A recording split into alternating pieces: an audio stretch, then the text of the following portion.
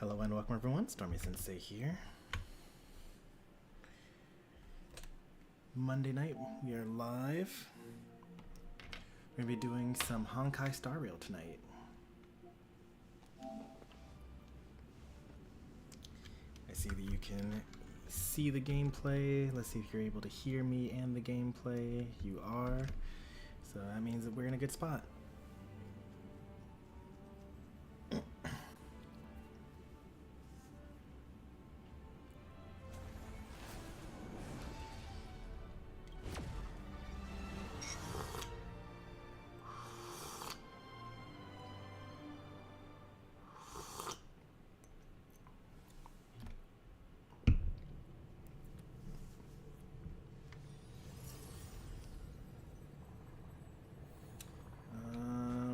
I actually don't think there's anything for us to do today before we do the story, because I already did all the things I normally do, like buy the gacha loot boxes from Cloudford and do my Trailblaze power stuff.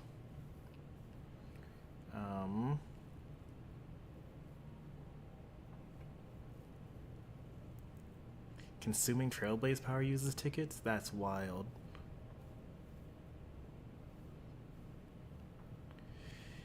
Well, I always use up my Trailblaze power, so that is very easy for me to do. I love it.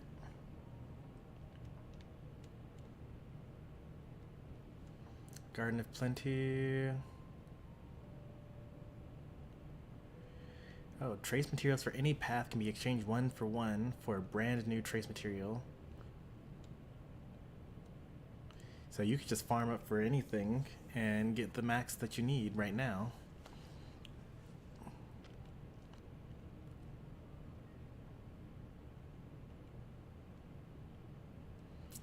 In addition to Elation Path trace materials, and subsequent updates will introduce a series of new trace materials and stages.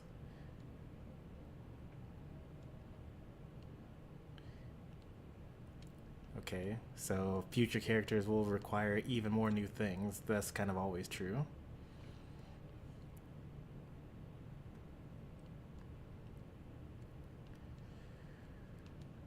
Huh. Well, if that's the case, then I should probably set a build target for that.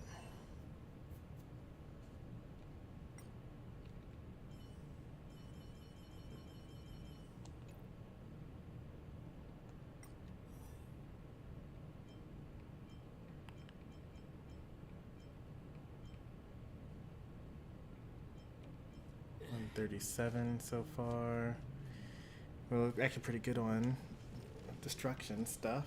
Only 93 needed. 139, 139, 137. Looks like I have the most amount of destruction Amphorius stuff. Oh, wait. Oh, wait, no, never mind.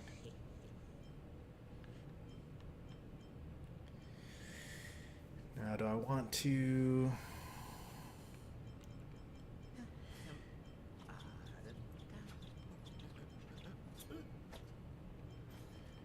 Do I want to do the thing that takes the most or the thing that takes the least? Because I can convert it 1-to-1, and I have like 2 weeks to do nothing.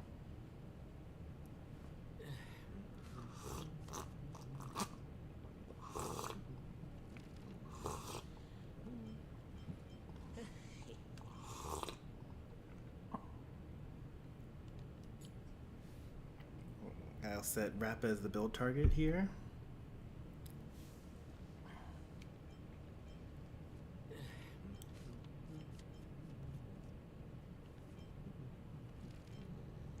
Unless I can do something even better.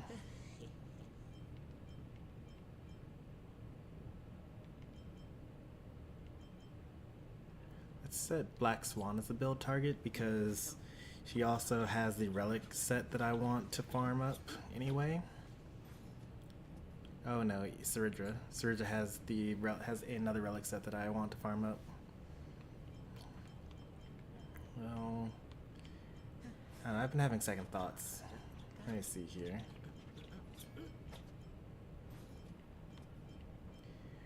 Who uses this set?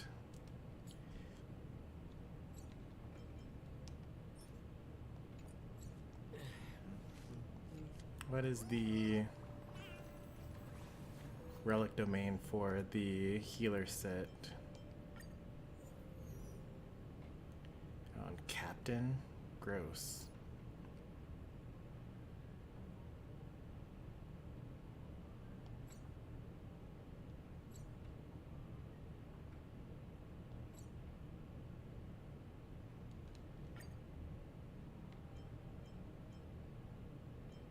I'll go back to Black Swan.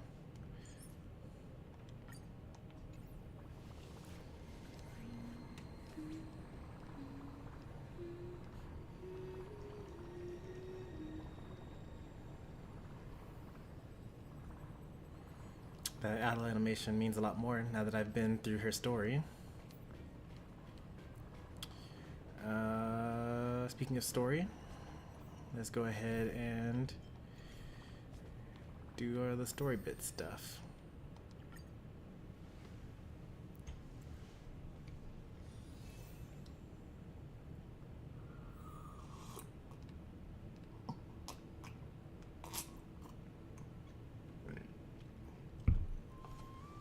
So Terravox made an attempt on my life. I fought him off, and now we're going to chase him down and fight him, I suppose. The last little bit of this story I kind of was falling asleep on, so I don't really know all that happened.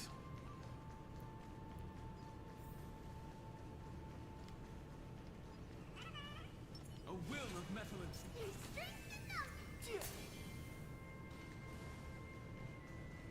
A will of metallurgy. This will strengthen our position.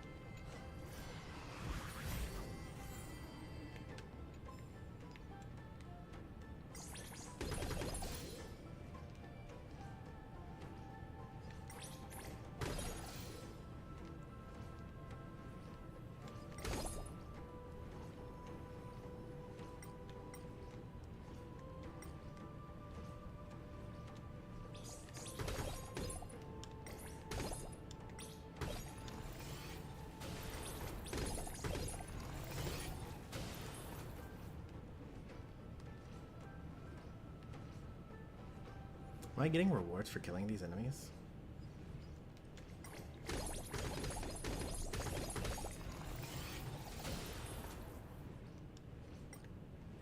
It doesn't look like I am. I mean, I shouldn't because, you know, I'm not doing anything, but sometimes you do.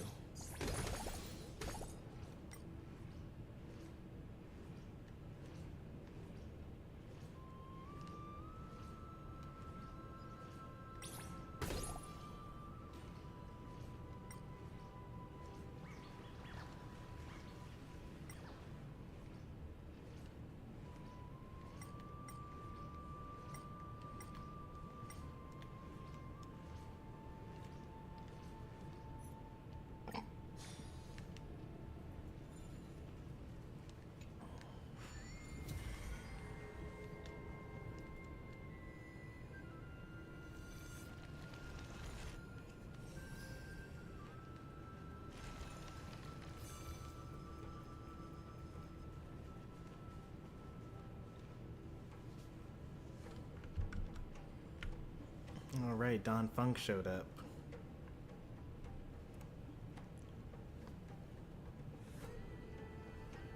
We're here. Now it's time to awaken the person we're looking for. A pool.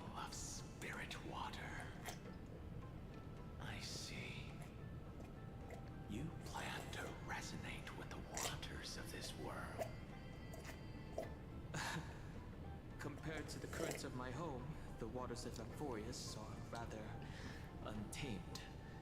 Subduing the waters wasn't easy, but I've gotten the hang of it now.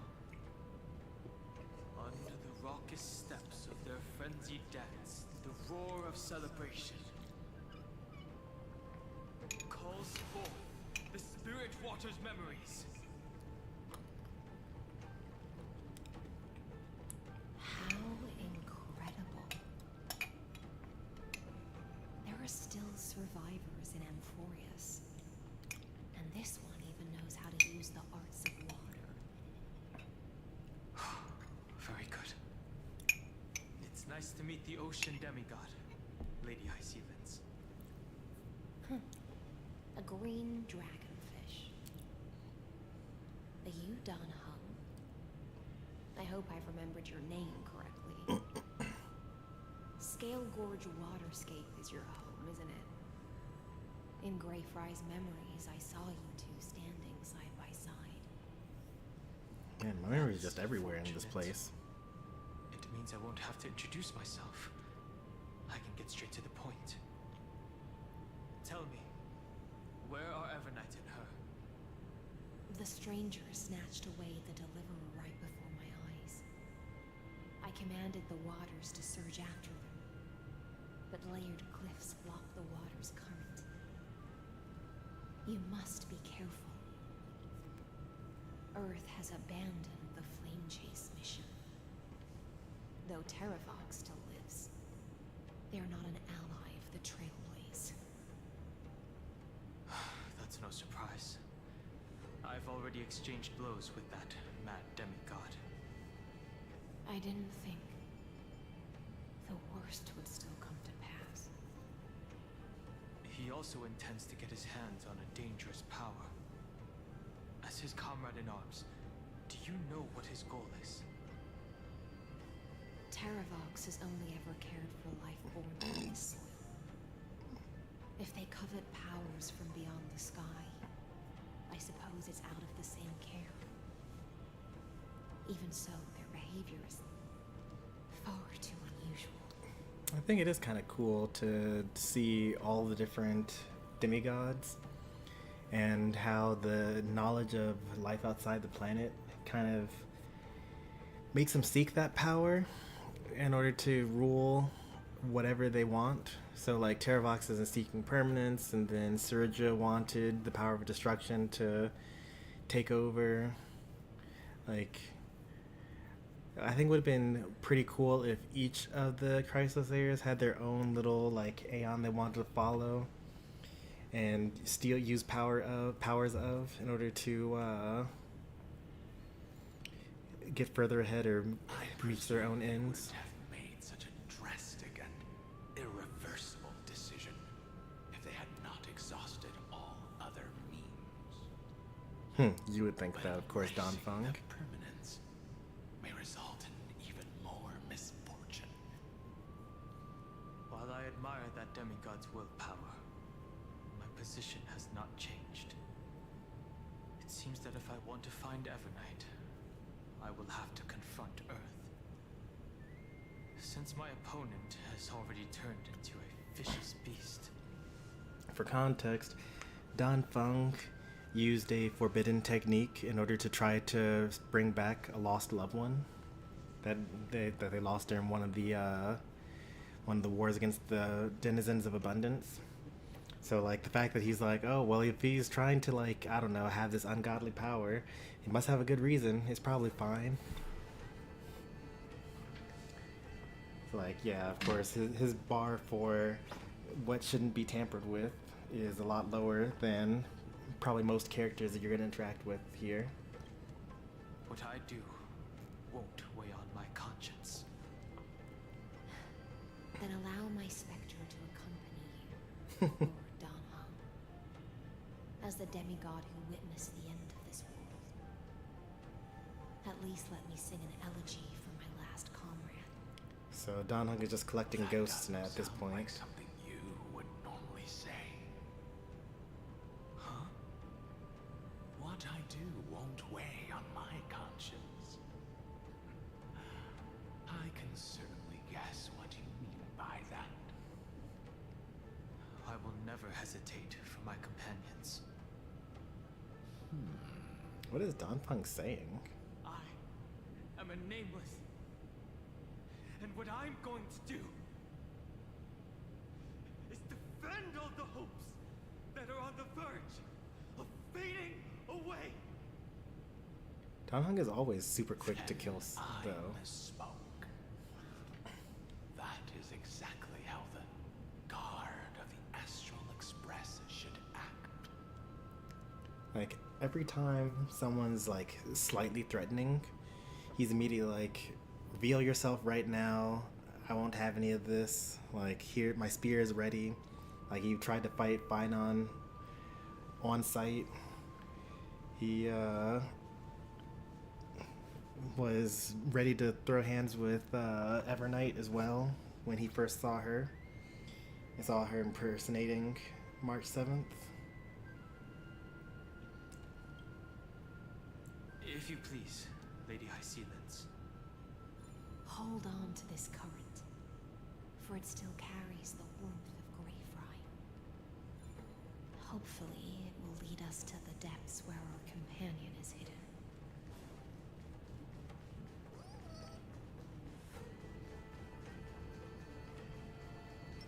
A day of peaceful.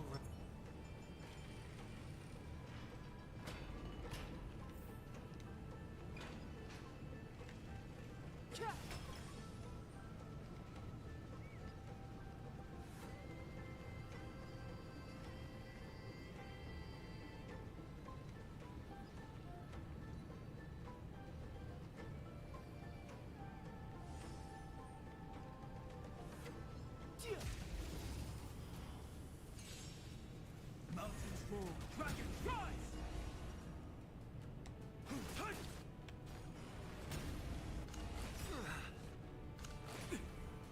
I've no interest in conflict. I'll overcome the thorns. These mortals. Watch over you and guide you on your path. Serenity is before me. Fighting is meaningless. So I don't have res pin right now, right? Right. So then this first turn is not as good. It's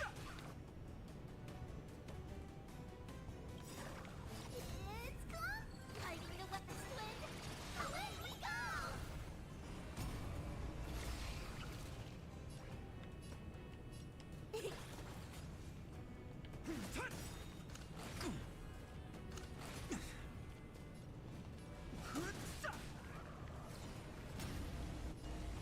Tornage down, farewell. Now I have the res pin. Soaring above the lands. This is permanence!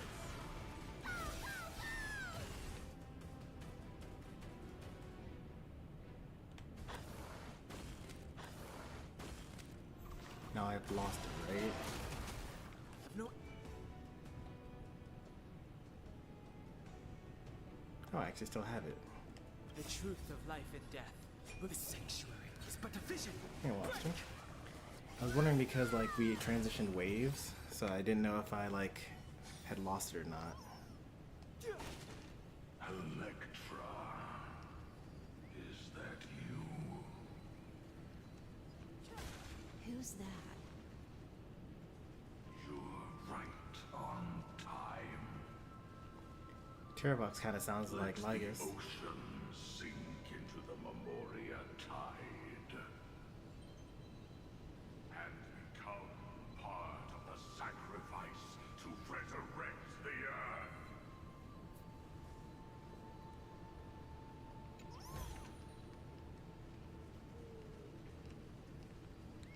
Yeah, I haven't actually converted my jades in a while. I'm getting a lot of them thanks to all the treasure chests and story that I've been doing. It's only 7. 182. I have just enough to definitely get a character.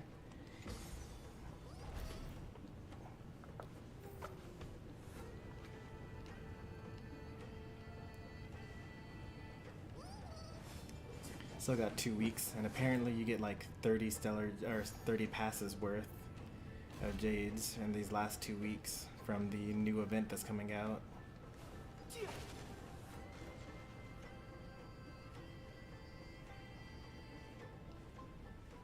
A will of metal and stone. You string the numbers.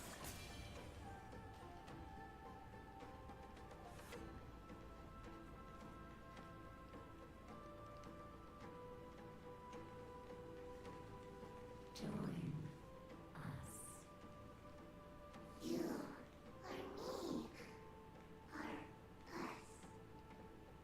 From permanence, gain eternal life. Am I supposed to fight my old companions or something like that? Yeah. They're not even like technically my companions. Like the people that the Chrysoslayers that I knew died in the last cycle, and I like met half of the Chrysos heirs one time before getting thrown into the exospace. Little star. Maybe that's what Finon thought when he did his first rotation. He was like, these aren't even really my friends, and he just immediately killed them.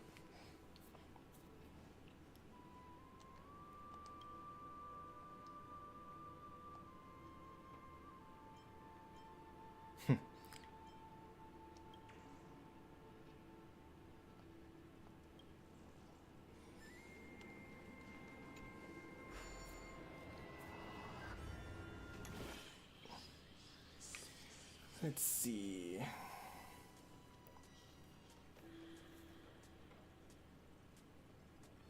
What is this random button at the end here? 5 steps? I really don't have much of a choice here.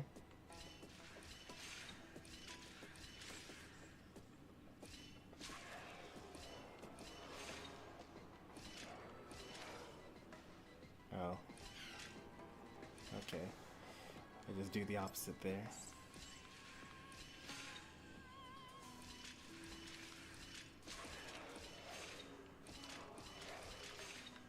Oops. Okay, I don't do the opposite, just the opposite there.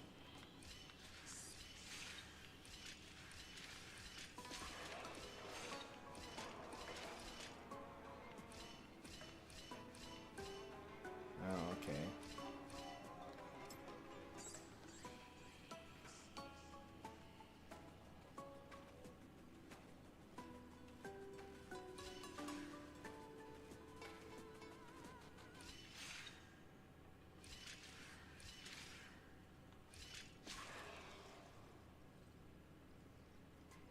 If I go through this teleporter, then he's just going to go forward a bunch of times. And then he's going to land on the button, maybe? No, he does not land on the button. But if I made him land on the button, 1, 2, 3, 4... 1, 2, 3, 4, 5... 1, 2, 3, 4, 5. To open up the portal again? Nope. 1, 2, 3, 4, 5 to just like stand on the button.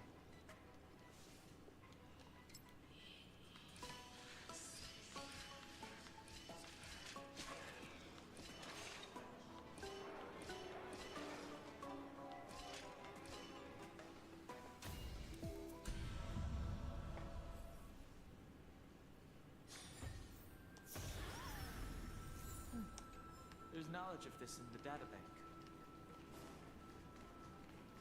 I feel like it's appropriate to have Complainer as your companion when you're doing puzzles, at least. Because, like, you finish a puzzle and then he's like, boss, you're amazing. Boss, you're so smart.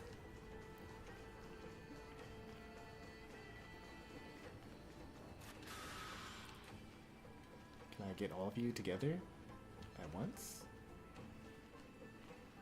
Because, like, I don't want to fight just 3 of you. I don't want to fight 2 sets of you. If I had Fei Shao, I would just gather you all up and then kill you all at once. But I guess this is fine too. Or if I were Kafka, then I could do the same. Mortals. Watch over you and guide you on your path. It's fighting the west wind. Away we go!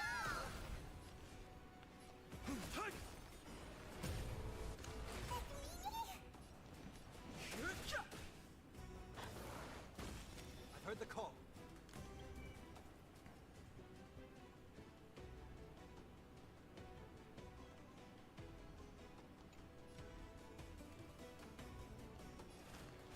Doubt farewell. I've no interest in conflict. The truth of life in this sanctuary is but a vision. Break!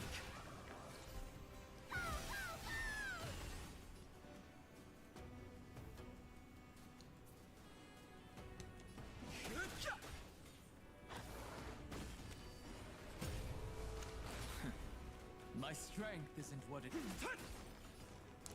Not gonna lie, it's a little confusing having Dan Heng and Dan Heng on the same team.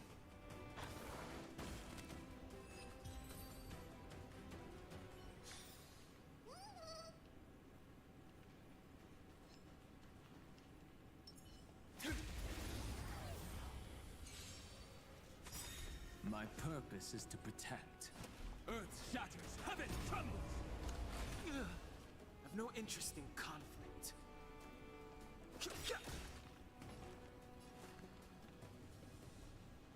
The truth of life and death. With this sanctuary is but a vision. Break! This mortal. Watch over you and guide you on your path.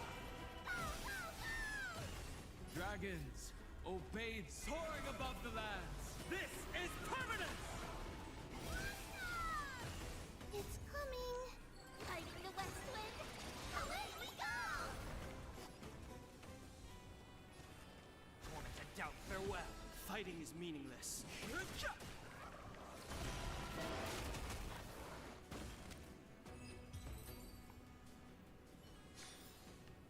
Bearing their hopes, I guard this land. Join us. I'm surprised that it doesn't get rid of the text. From permanence, gain eternal life.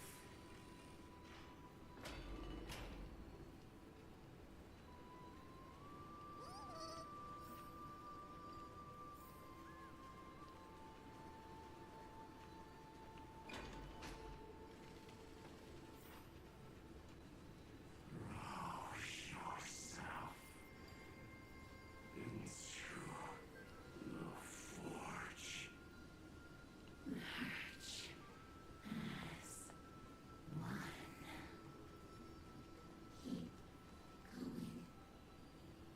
Keep going. Keep going. There's knowledge of this in the databank.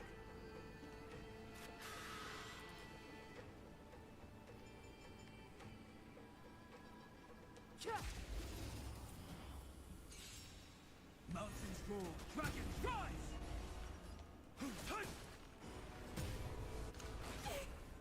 I've no interest in conflict. I've heard the call. Serenity is before me. Fighting. Wow.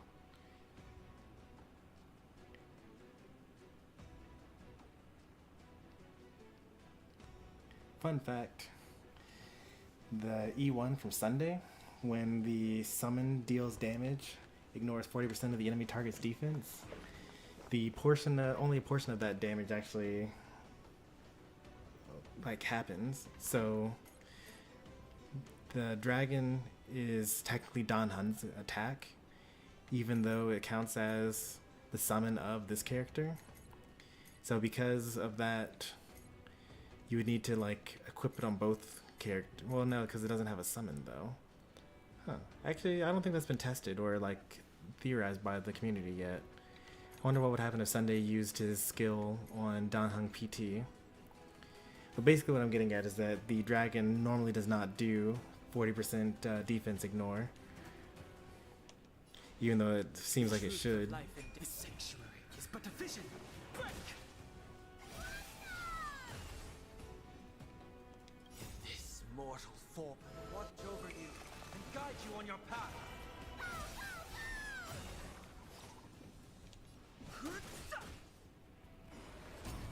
Watch closely. It's of no consequence. No interest in.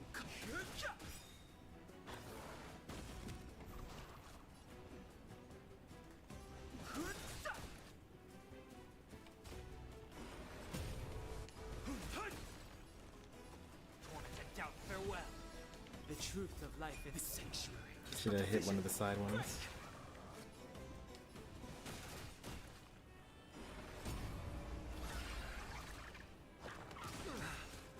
Underestimated? Fighting is meaningless. My strength is. Serenity is before me. No interest in. Hey there, Poncho. Yourself into the forge. Are you? Did you just finish your Fortnite? Earth shatters, heaven trump. Dragons soaring above the lands. This is permanent. If I had like really rushed to repent. nighttime, I probably could have got on before you got off of Unite. I was like only like a couple of minutes late. The truth of life and death. This sanctuary is but a vision. Break! This mortal will watch over you and guide you on your path. Torment and doubt, farewell. Fighting is meaningless. Yeah, going even in fives isn't so bad. Watch closely. My purpose. Like, you're just a couple of random people that got together on the internet. And you're in a 5-stack, which means you're fighting, you know, all the people that just do this all the time. And maybe eventually you'll be just like that, where, you know, you're crushing all the random streamers in their 5-stacks with just random people. I'm not crazy, right? That was a moving one? Okay, I thought I saw it again. It's so fast.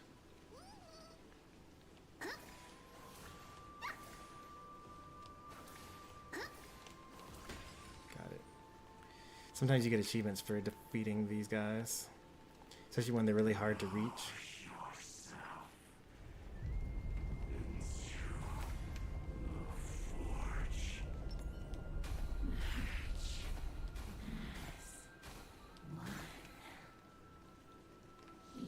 I think I got it. Nope, I did not. It's still around.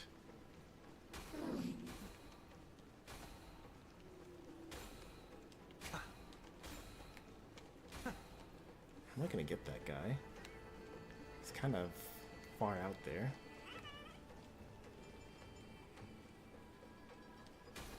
There we go.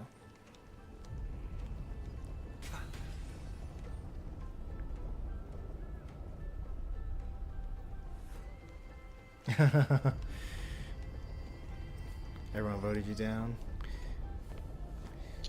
Yeah, it's hard to do that for most people. Like, it's actually pretty rare advice to take. Like, I do it myself. Like, when I'm losing really badly, I just say, hey, as long as we stop them from getting more than 500 points ahead, I'm just going to farm up to level 15 and show up to the center and do one decisive fight, and I'm not going to show up to any more objectives. And, like, I'm always complaining at my chat because they're always trying to show up to objectives. Like, we just lost, like, 4 fights in a row, 5v5, and they want to show up late to an objective that they're already hitting, even though there's farm on the map.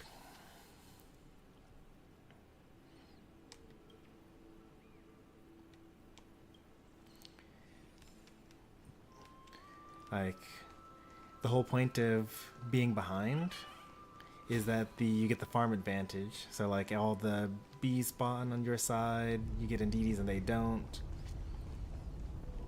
Do not run from your fate. But part of the issue, and I'm gonna listen to some of this. Part of the issue is that like through almost everybody that for whom this is their first MOBA, like they've been conditioned through you know, through all the solo queues to get to master rank for the first time and get as far as they currently have gotten by like, oh, you're not showing up to objectives, you got to show up to the objectives, you're not showing up to the objectives. And that's like the first, that's like the level 1, that's like the ground floor that everyone's getting off on. The truth of life and death. The sanctuary is but a vision. Break! Do I have Eagle on? I have Eagle set on this Don Hung. I just noticed I got action advanced there.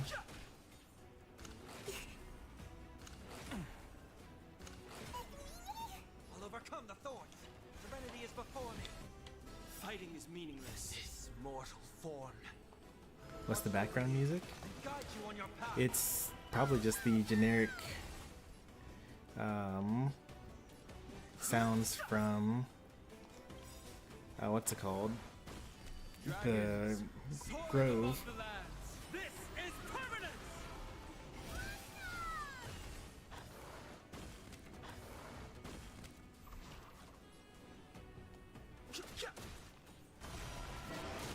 My purpose is to protect. Torment and doubt, farewell.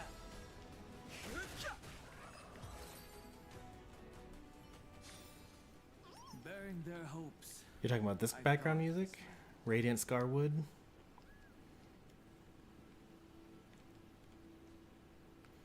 I play with the volume pretty low because it, you know, it's not really connected to my laptop. So if I play the music too loud over the projector, then my microphone picks it up. And then you hear an echo. If you turn up the volume really high on, you'll actually hear the echo anyway because I'm still listening to it in general.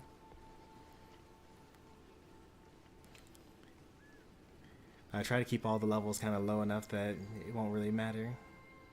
Oh, this is an actual NPC.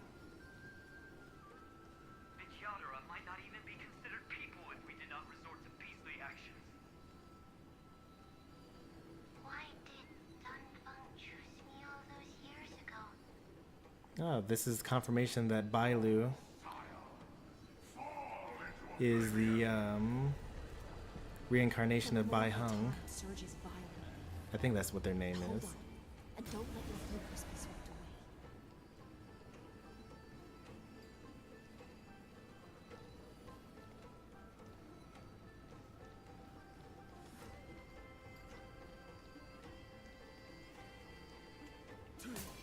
These don't turn into demons for me to kill. Or they become NPCs later.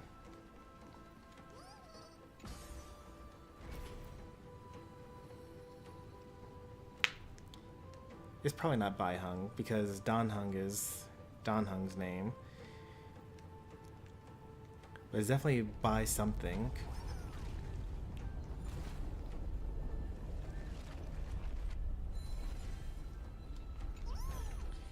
I wonder if it's a character in the data bank.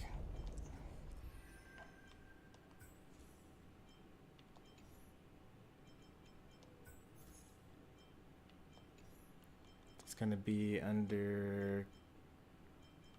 No, it's not gonna be here.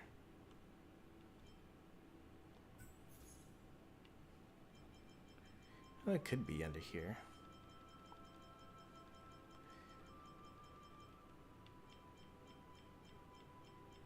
It would be like the Cloud Knight Quintet or something like that.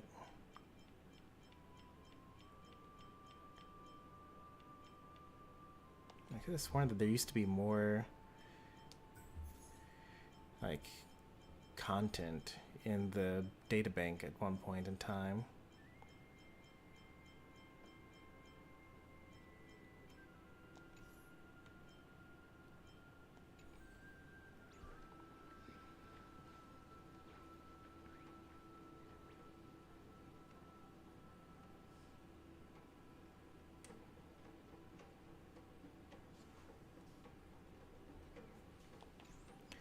Yeah, I also kind of think that it sometimes depends on how good you are at fighting. Because sometimes when, like, depending on the viewers that I've got, like, if they are just bad at fighting in general, then it's better to just avoid it at all costs. The whole grove is shaking. How are you doing? Can you keep going? Of course. Like, they're depending on like what group of random viewers I get. Like, even if we've been winning the objective, because out of rotations and things like that, once you come to the center, and we actually try a team fight, like, people just miss their buttons, or they like throw their moves too early, they miss space things, and then we lose the team fights. I mean, there's a lot to the game.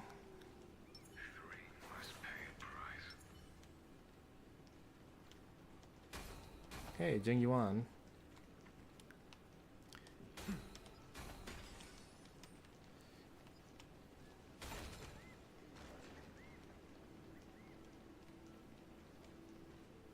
Of 5 people, 3 must pay a price. You are one of them. Who said which? So that's Jing Liu. That should be Blade in the back, right? Yeah, that's Blade in the back.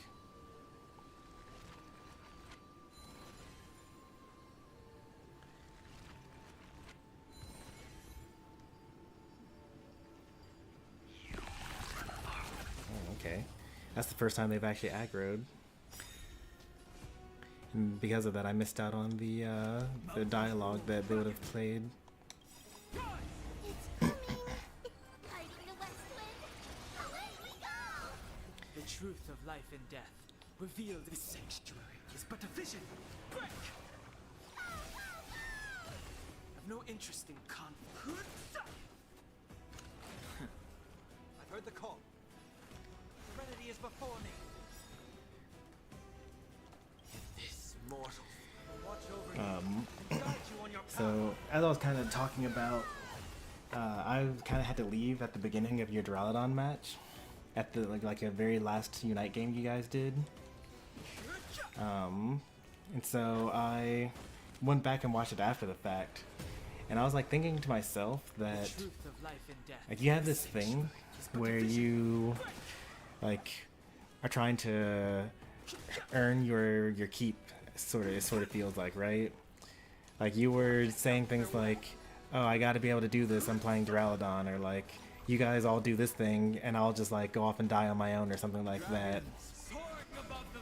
And I think that some of that is just like your solo queue mind. And like, if you're going to be playing the 5-stack, then you can actually just like rely on your teammates to do stuff.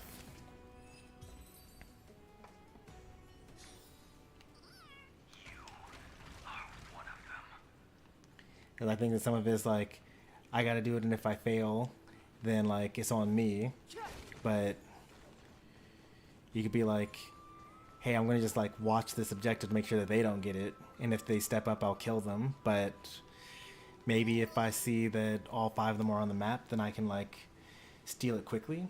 Or if I don't see them on the map, then maybe I like rotate somewhere, and then we all come here together.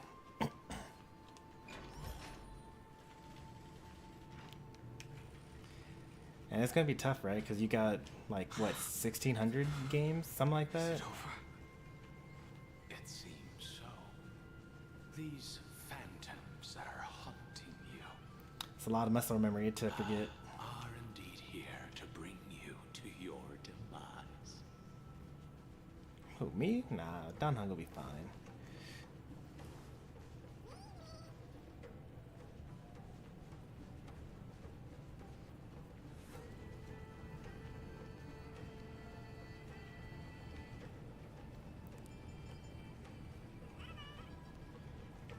Yeah, like, I get that too. The I was just like listening to the speeches that you were making. Oh, I gotta be quiet for this. One moment. It's unusually quiet here compared to before. Don't let your guard down. The Memoria Tide has become even more violent. Is that?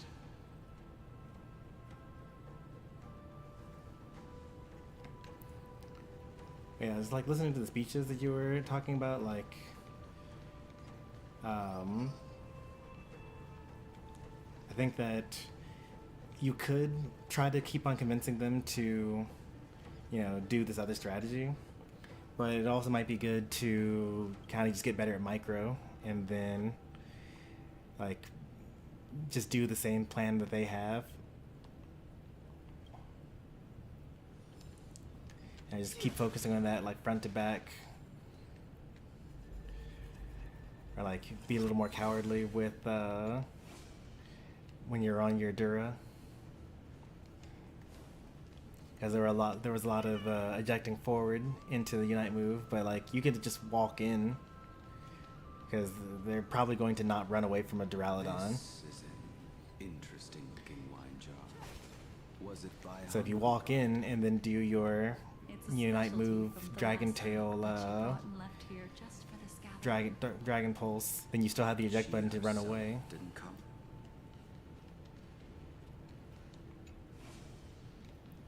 If you needed to. Maybe they'll all be dead by then.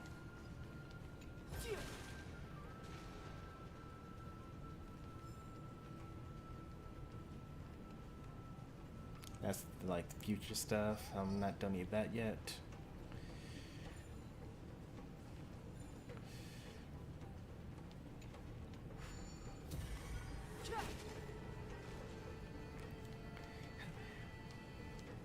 For like 1 month or so, I was actually the unofficial coach for a budding 5-stack of streamers that wanted to like do little competitive stuff on the side.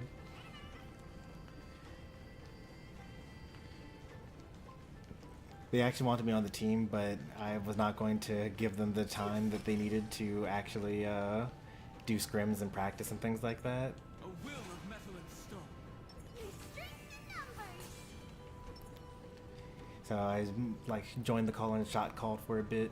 Not something that I would probably do for Brick's team, because that already has more than enough shot callers.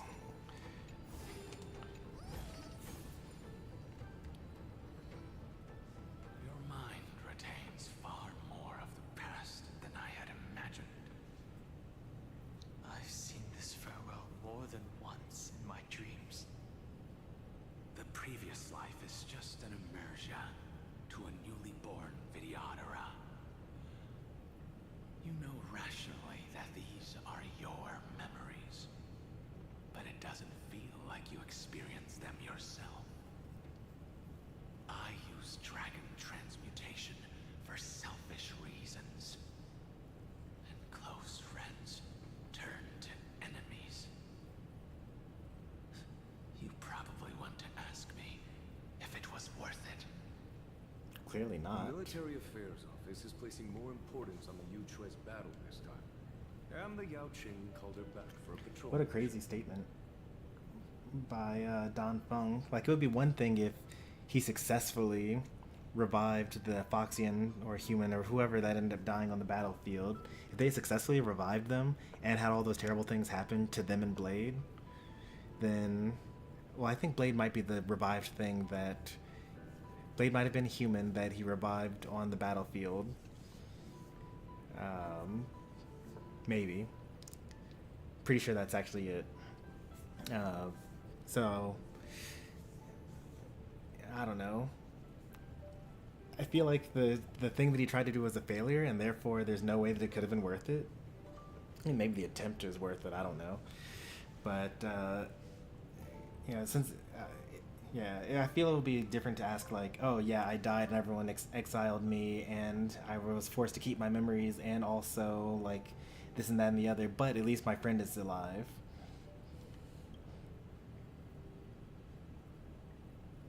Some people are born with adventure in their blood and can't stop for even a moment. No matter, I'll drink her portion for her. Oh, Ying Sing, that must be the Blade before he died and became Blade.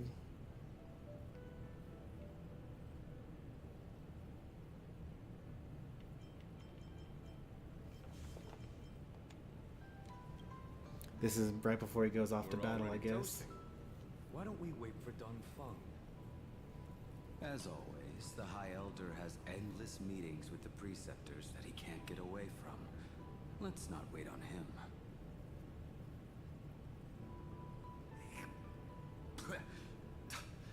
Isn't this just water?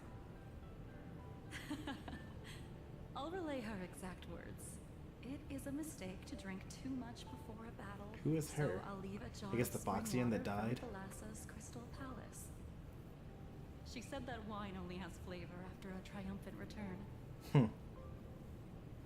Why didn't you say so earlier?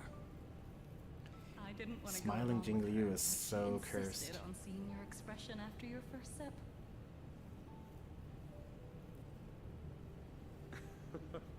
Any gift from a friend, whether it is water or wine, is rich in flavor all the same. I see you still speak as if every sentence must add something of profound value. That's why I love him. I see you still speak as if every sentence must add something of profound value. Ah, you're just in time. The punishment for making us all wait should be 3 cups of wine. Spare me, please. I've already suffered enough next to the ancient sea. I've convinced the preceptors. Vidyadhara, Cloudhim Magi will join the battle on the front lines, and our armies will fight side by side. It seems like you can now carry out your plan for dealing with the Kitu Mirage, Jingyuan. Thank you for standing your ground against the dissenters, Don Feng. I never thought those preceptors would ever relent. After all of this, countless Vidyadhara. Countless Vidyadhara will lose their lives, with no chance at a molting rebirth. We all understand this. But the Vidyadhara cannot become a part of the Alliance's destiny if we do not share in its joys and sorrows. I think this Yanjo has the best We would lore. only be bystanders to everyone else's suffering. That is something we all understand as well. That is also why we've gathered here. Come, raise your cups. This toast is not for bidding farewell to each other, but for honoring the soldiers who will not return, for honoring our companions. I really, really hate Smiling Jingli Yu.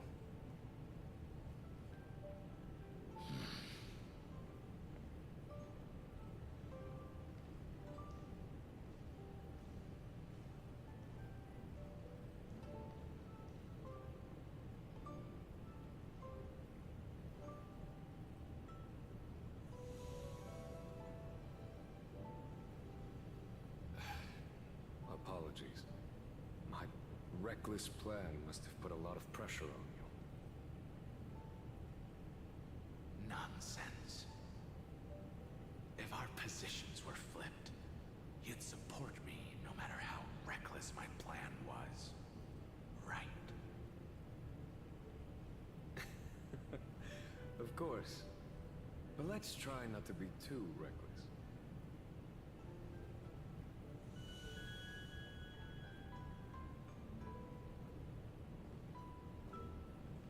When you make a decision like this, people will always ask, was it worth it? And you will also forever question yourself. Hey there, Mortal Tekken. Do you Gobo. know how you will answer that question? I won't answer it. I will prove it. Okay, sure, I guess. That's why he asked that question earlier. That's right. Even though no one would actually ask him My that question. sword is my answer. Thank you, Dan Feng. Thank you, Jingyuan. Oh, thank you, Jingliu. Oh, it was And Bai Heng. Thank you, Bai Heng, wherever you've run off to. Ridiculous. How did you get drunk from spring water? I'm just full of joy. It feels like I've just forged a divine weapon with masterful craftsmanship. I'd rather leave this world in a blaze than live until the end of time. That's what I always firmly believed in the past. But I never truly felt like I was alive until I met all of you.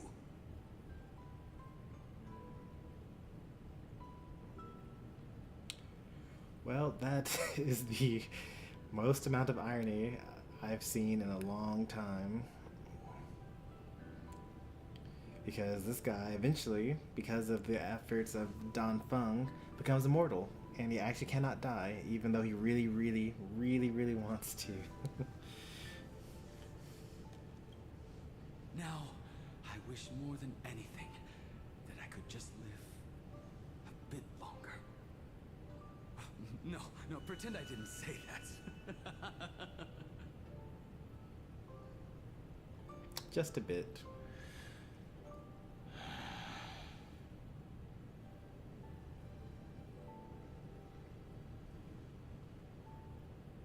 It's over.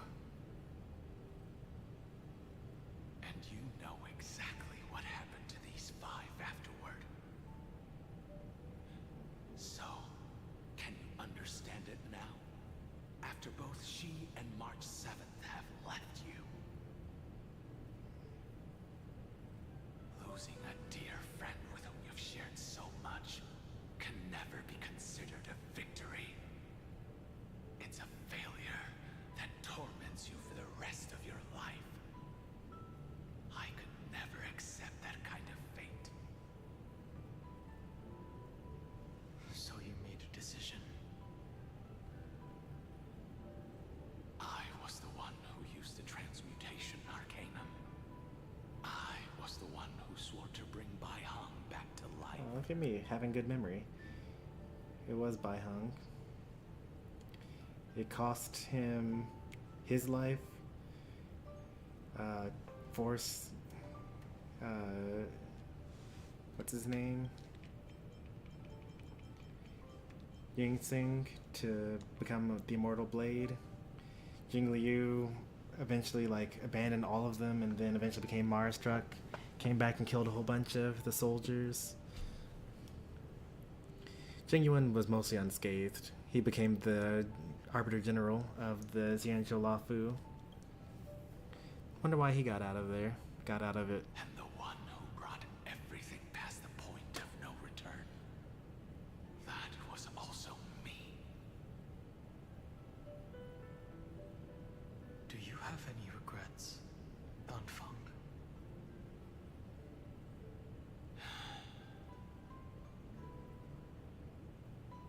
Even if I could reverse time, I would not choose differently.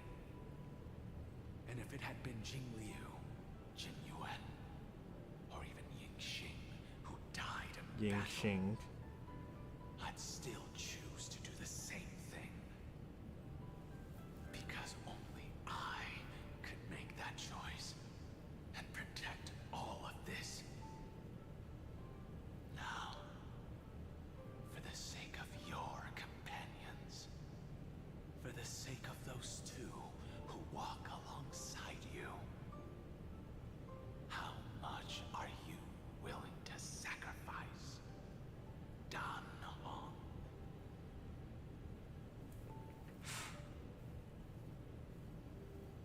Everything. Your answer does not surprise me. They are more than just my companions. They are the path I took that led me to where I am now. So they will also be beacons for when I am lost, leading me to the future until my next reincarnation. Then let me see how you'll carry out your convictions. I mean, Don Hunk says until his next reincarnation, but like he's going to outlive both March and Trailblazer because they're basically humanoid, or they're humans, and Vidyahara lived to be like 200 to 400 years old or something like that before they reincarnate. Let's leave this place and go settle things with that mad demigod.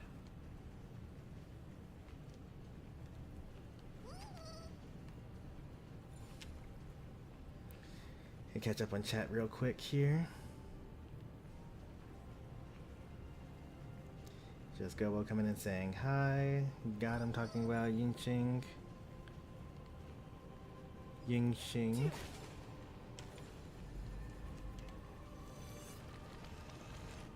I don't think I really want to go up there yet. See if there's anything else down here first. There's a treasure chest over there.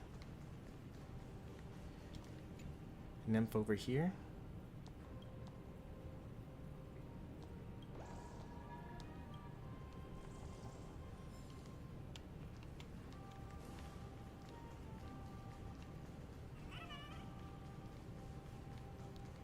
Another one right here. That's so quick.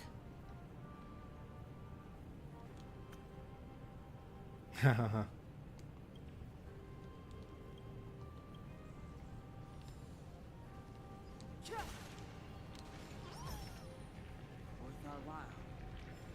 It's a shortcut to get back to where I came after I go through the rest of the map.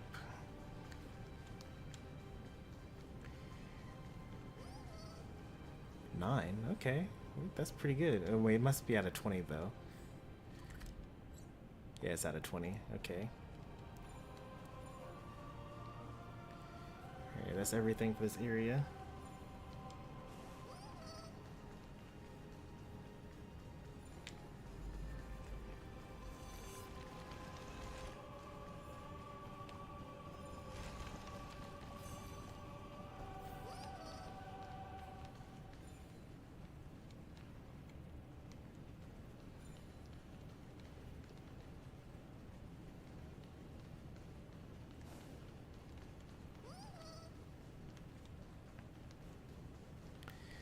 Oh yeah, that's right. So let me talk about the story and lore. So like there's a lot of combat, story, like background lore, like explicit and implicit, and like NPCs and whatnot throughout this game. I think that the Xianzhou had a really weak story, but it has some of the best lore. Like the whole idea of having a group of humans basically that stumbled upon immortality and having to build a society around it because of the problems that it caused, and like all the stuff with how the government is so slow to do anything because like centuries mean nothing to them. So like all the other civilizations that are trying to do like interstellar like peace talks and like trade commissions and things like that always are like really upset with them because they take forever to do anything. And there's just like so much like small stuff throughout that's like so good about this Xianzhou. But it has a really kind of weak story, honestly. Penacony I feel was kind of worse as a story, but at least it had like spectacle. Like the graphics were like weird, and there were some interesting moments, and like there was a lot. That was when they first introduced the branching paths in earnest, so you could actually like take over as some other character and like witness the story from their perspective. And so they had a lot of time to like play with perspective and like dramatic irony, like you knowing something but the characters that you're playing as don't know something, and so on. And Forius is like the lore is almost as good as this Yanzhou, and the spectacle is quite a good deal better than Penacony. So I think that is like technically the best so far. It had like a really bad lull, like here in section 4, but 1, 2, 3, 1 and 2 were really good. 3 was fine. 4 was terrible. 5 was great, like amazing, and 6 was pretty good, and we're currently on 7.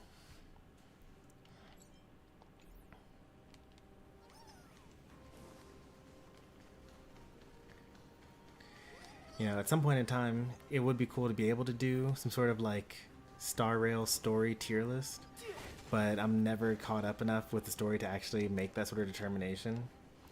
And also, like, I'm always so far behind in the story, and I'm doing it so slowly that, like, by the time, like, I'm forgetting details from earlier stuff,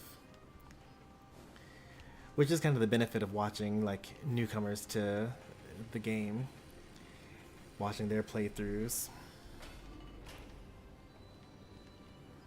You get to pick up on stuff that you missed previously.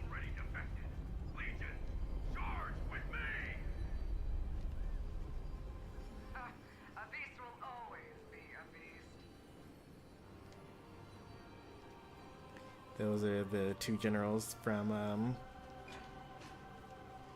Ceridra's army.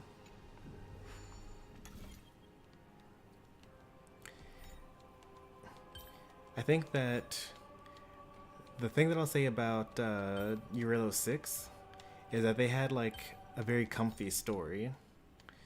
Like, it was just a generic hero's journey thing, but it was like just kind of well done.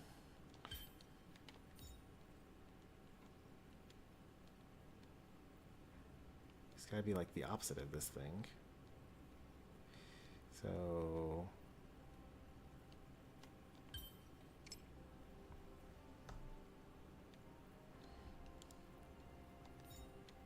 instead of doing that, let's maybe do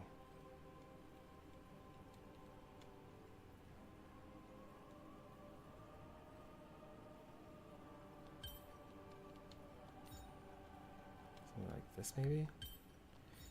No, this isn't gonna work.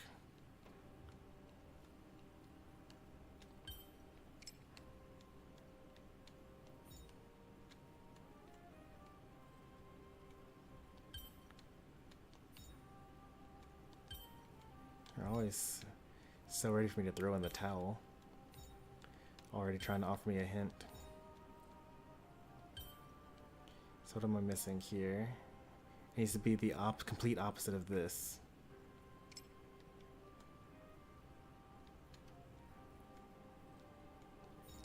So I definitely need to fill in these corners. So these have to go like this. There's no other option. So then I need to put these 2 like this, and then this one like this.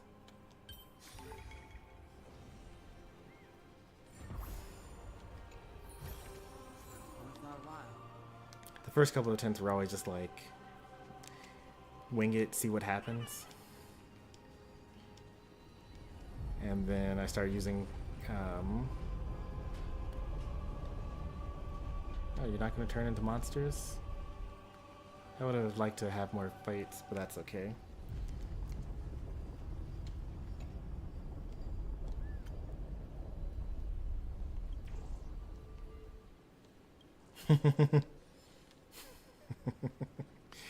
Oh, the dialogue.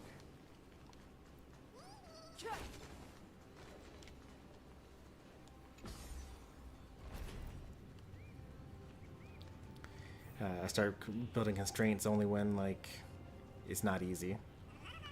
There was this one time it took me like 40 minutes to solve one of the puzzles. I was really trying hard. A day of peaceful. This will strengthen our position.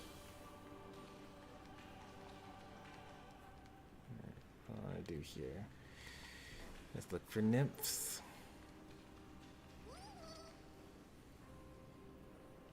Treasure chest, good. That's all equally good. There's knowledge of this in the databank. Can't walk over the water. There's probably a way to lower the water in this room, maybe? Or maybe I can transform into Bartholos?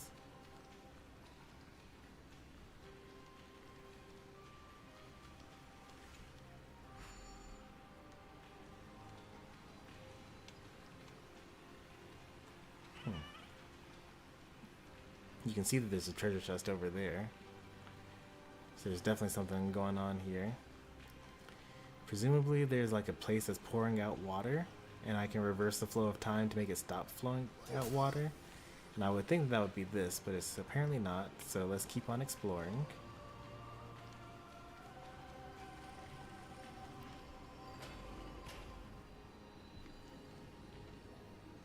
This campaign has been far too cruel.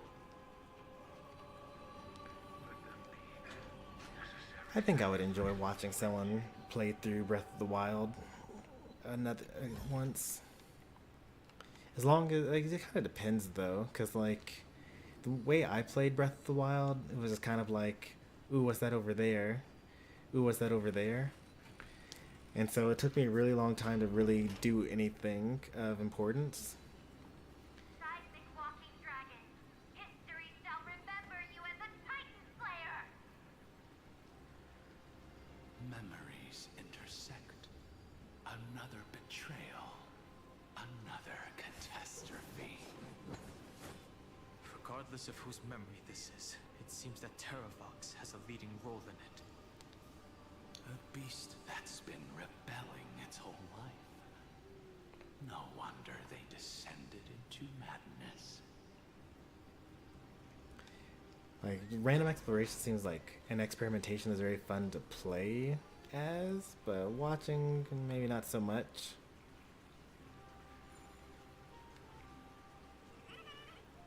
Just for a moment, I saw the indicator to reverse time on something. That was over there.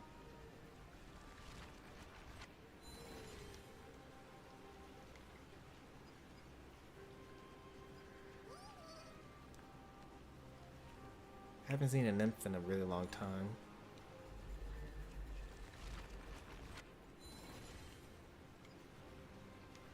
Like, it's been a whole, like that whole room that I just left didn't have it.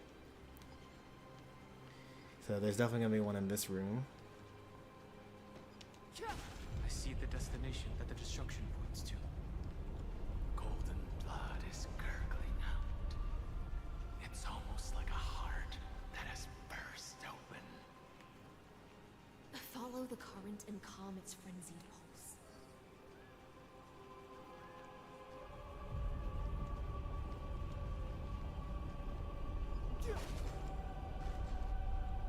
I kind of like this, like the fact that the whole area is shaking. I think that's pretty nifty. They've never done that before.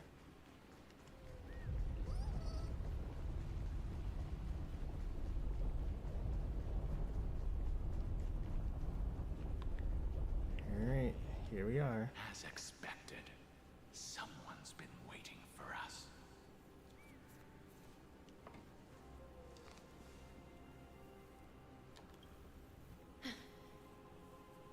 It's you. They are here. A scion of permanence. And your old comrade. Who is he speaking to? They are here? Is that Evernight? Terravox, my old friend. Indulge yourself. Oh, it's not Terravox. He claimed to be Terravox, but he wasn't. Tide. Swallow everything. Be prepared for the worst, Lord Dunham. This mountain dweller must not be underestimated. Geocles the Mountain Breaker. Earth's Dromus Rider. It's been a while. Mountain Breaker? Donhun assumed he was Terravox, and therefore I assumed he was Not Terravox. Terravox? I remember you, little fish, and your despicable master. I didn't think you were still alive. Death is just a return to the earth for mountain dwellers, thanks to Evernight's gift. I was able to come back to the mortal realm and keep watch over my dear friend, the Earth demigod who was sacrificed to the flame-chased plot in vain. Long Scion, you are the most important offering in this ritual sacrifice. No matter how strong your will is, it will eventually be swallowed by the Memoria Tide. When that time comes, you and the powers you bear will serve us.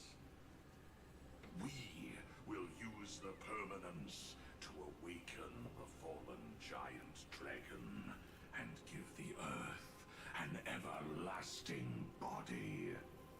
That's a reasonable goal. So you pretended to be Terravox in order to lead us here into a trap. If it weren't for the Imperator's tricks, the name Terravox would be shared between us anyway. They made the right choice for Amphorius's tomorrow. But the tomorrow you speak of only ever had a place for humans. Context, since we have a couple people that didn't watch the previous stream here. The whole world that we're currently on is going through like a constant Groundhog's Day. They've been doing it for like 33 million cycles. No big deal. Don't worry about the details. But the only people that make it to the next cycle are the humans, because everything is born of the memories of the person that hits the reset button. And so because they're not thinking about like, you know, the trees and the animals and the chimeras and the dromuses and the, you know, mountain dwellers and things like that, they kind of had to be remade every single time. And this guy's pretty upset about that. And so he's going to try to like make an everlasting body using the power of permanence, which basically is the reincarnation power that Don Heng has. Skipping over a lot of details there because this is like something like 50, 60 hours condensed into 30 seconds, but here we go. Watch, my old friend.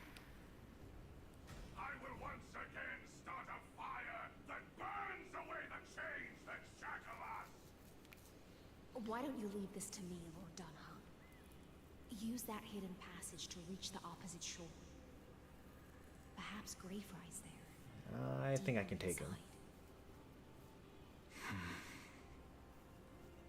No. I will stay here.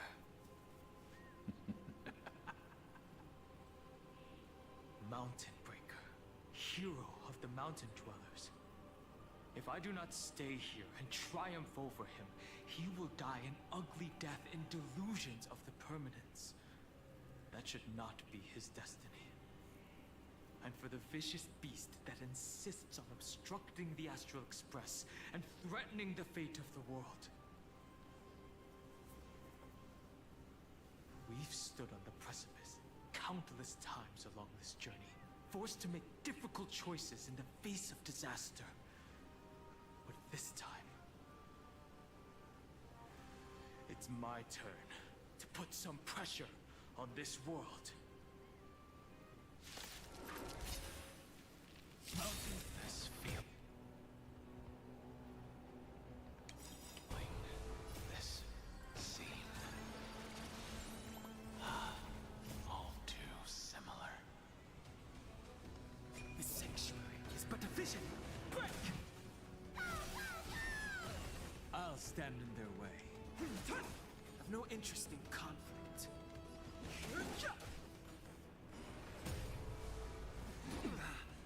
I'll overcome the thorns. Torment and doubt, farewell. These mortals will watch over you and guide you on your path.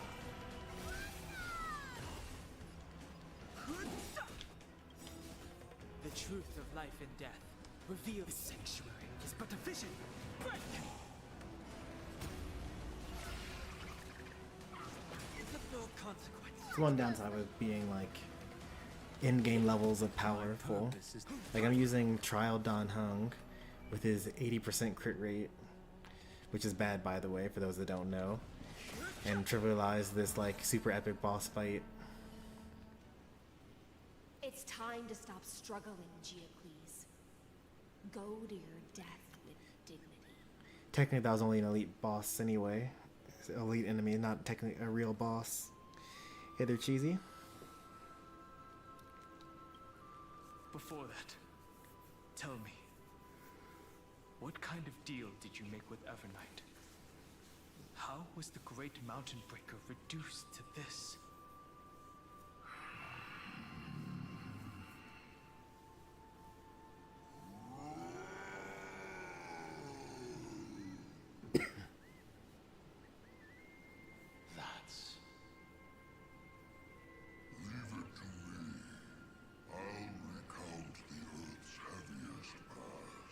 Oh, I thought you would have been dead. And sever its deepest delusion.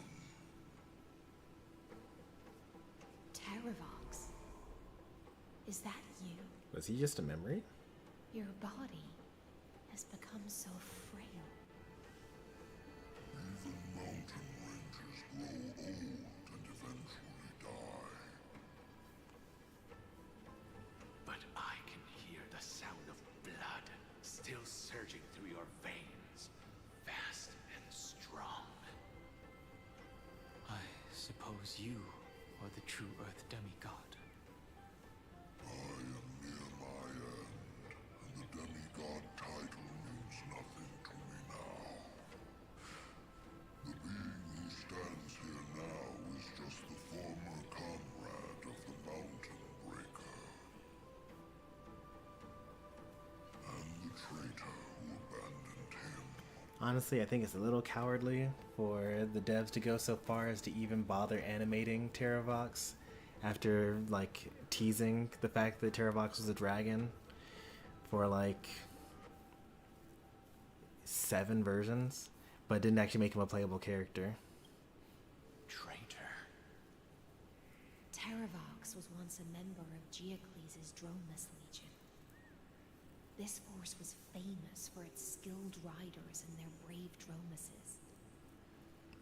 So he's a Terravox Dromus. himself was the Dromus King, the giant dragon who swore their life to the Mountain Breaker. So the Mountain Breaker was his rider.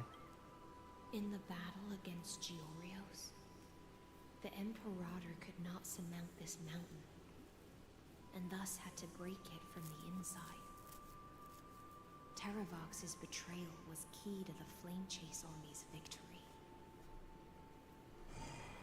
The age of the gods was coming to an end.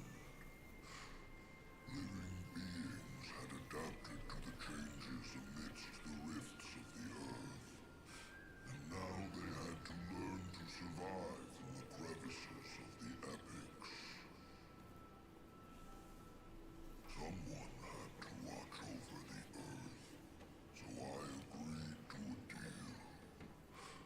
I would take the Titan's divine authority and sink into the cliffs, using my flesh and blood forged of stone to mend the land. But there was one betrayal I could never forget. The Mountain Breaker refused to believe that was my choice, even till his dying breath. Faced with having to surrender to the Imperator, he chose to die instead. Is Terravox an Earth Dragon or something? Basically, so in this world, there are these things called Dromuses, and they're kind of like Apatosauruses.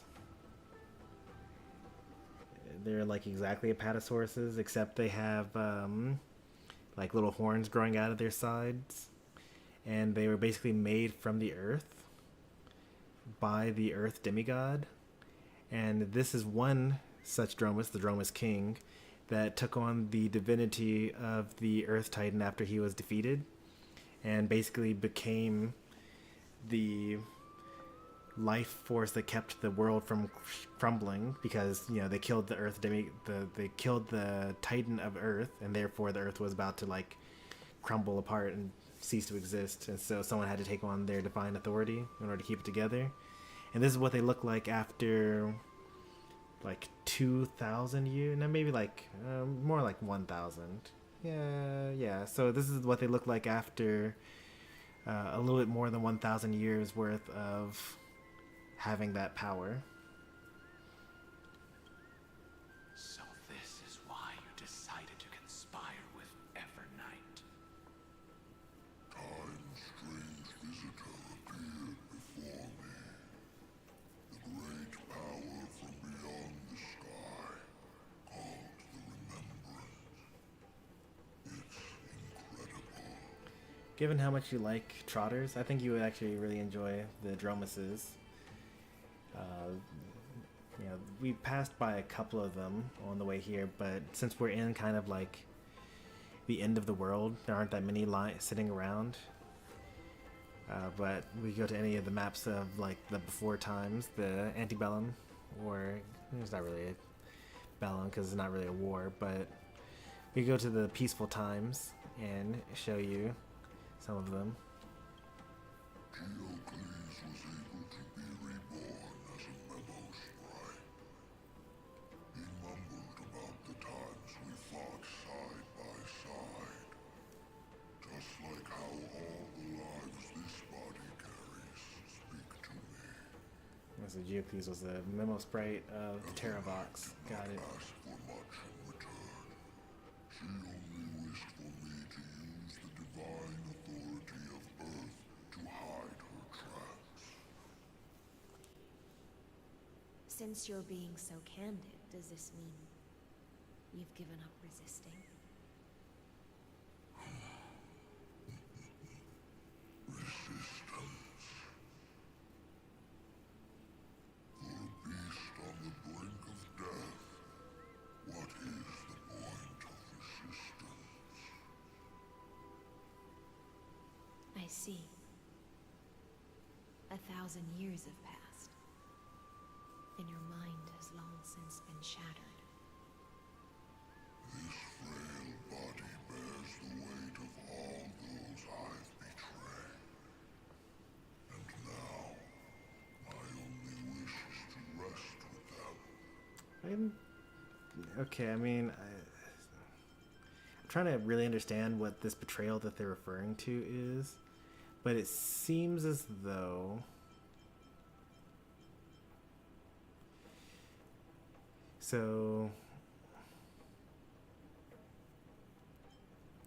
I think that the betrayal is the one that is the fact that he betrayed Georius, the Titan of Earth, because technically the Geocles and the Dromas were technically the Titan kin of the Titan, and so the only way for Surdra to actually get there and defeat the Earth Titan was to have the mountain be destroyed that he was sitting on top of, and therefore that's the betrayal. But like, he only betrayed the Titan, and it sounds like he's thinking that he betrayed all of the other Dromuses and all of the mountain dwellers, even though, like, I guess maybe a lot of them died in the battle or something like that, maybe. I feel like he's taking this really hard, but I don't have the full context of what exactly his actions caused. In the unchanging past.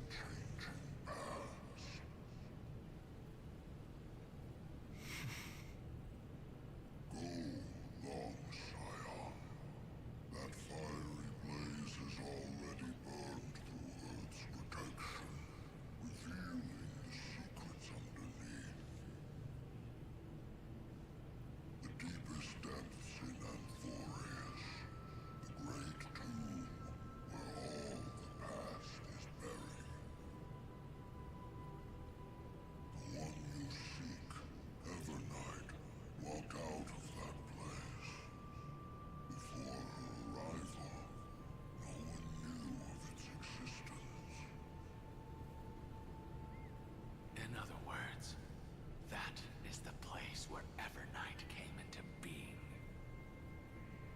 It is also where she is now.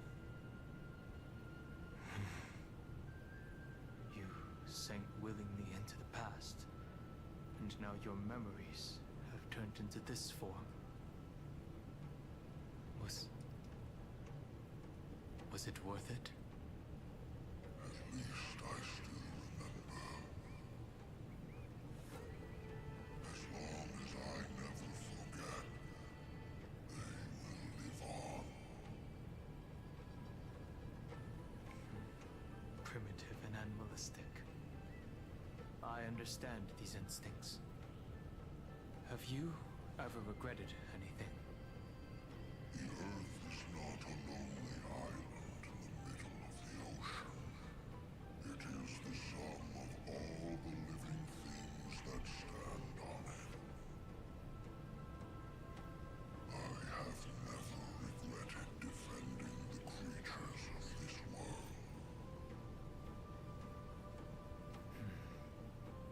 Then, a final question.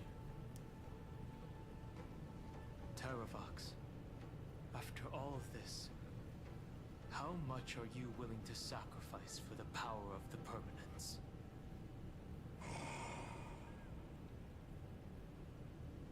Everything. My journey up to here has allowed me to fully understand my destiny.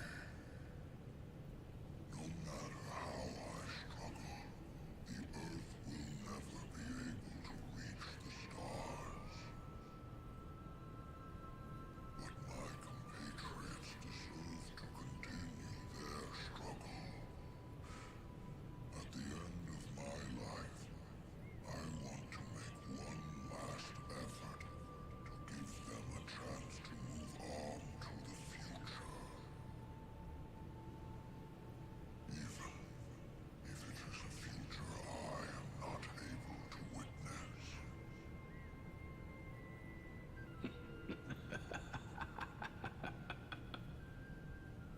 I understand. Then, join me in rebelling against this unjust fate once more. Even if the world collapses, the Earth must remain unshaken.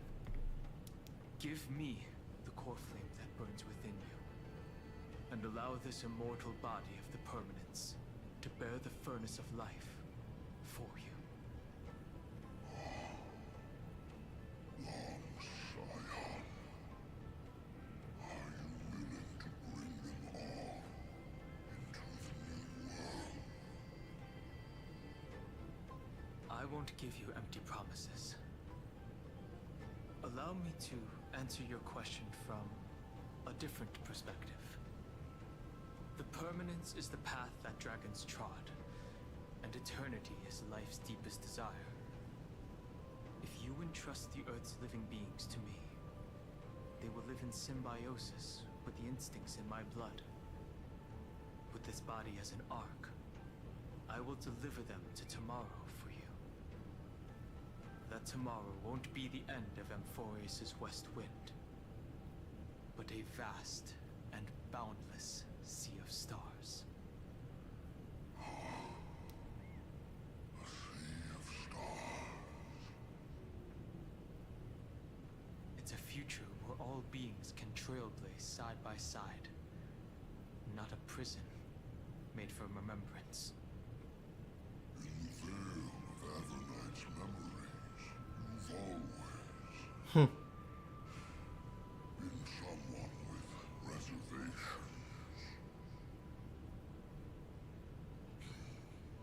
I misjudged your resolve. I understand.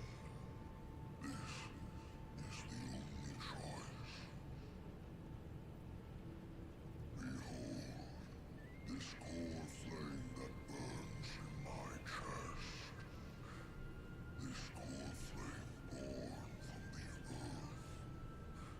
It is the red soil from which life sprouts, and the furnace of all living things. This is kind of big.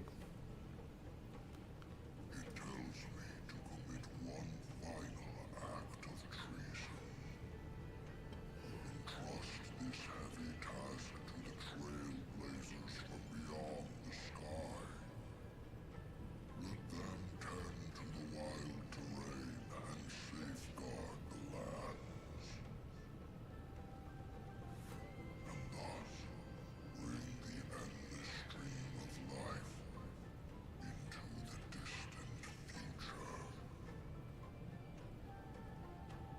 promise you, Terravox.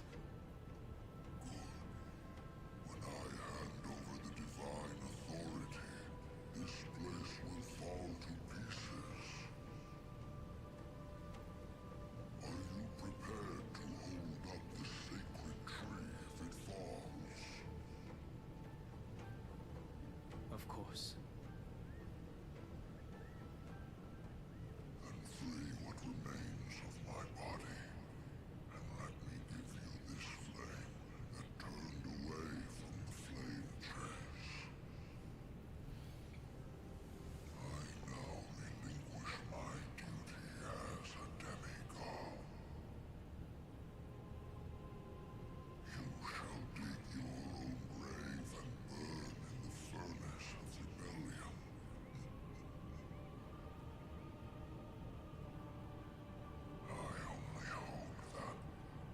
after all this time, Father will take me back into their heart.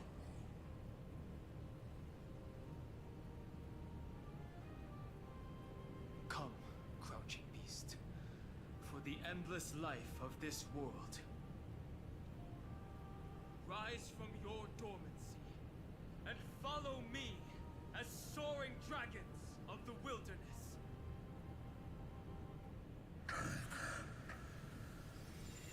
My final rebellion.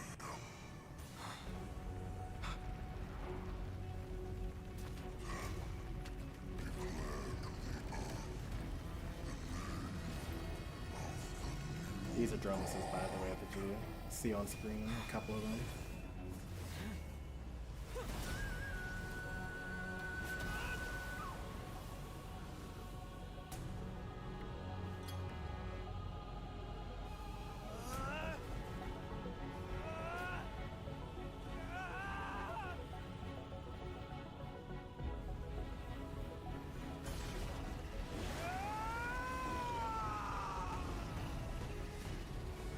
I am Dan Heng, one who guards and trailblazes way forward.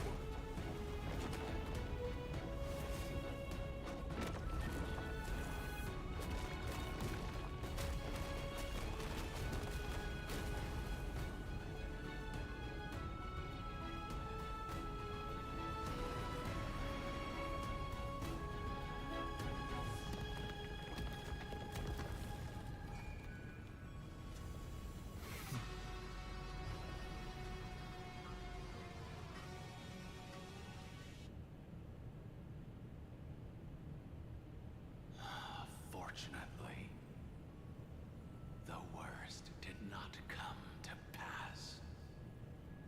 If your opponent had already turned into a vicious beast, whatever you did wouldn't weigh on your conscience. So what if that demigod had harbored ill intentions or vowed to fight to the death? Would you have pointed your spear at them and carved out the core flame with your own hands? There's no point in discussing what-ifs. Though, I'm glad it didn't come to that. Regardless, I will attempt to join this game and become a part of the Aranova. I don't know when you came in, Gobo, so I don't know how much context you have on this, but the guy on the left...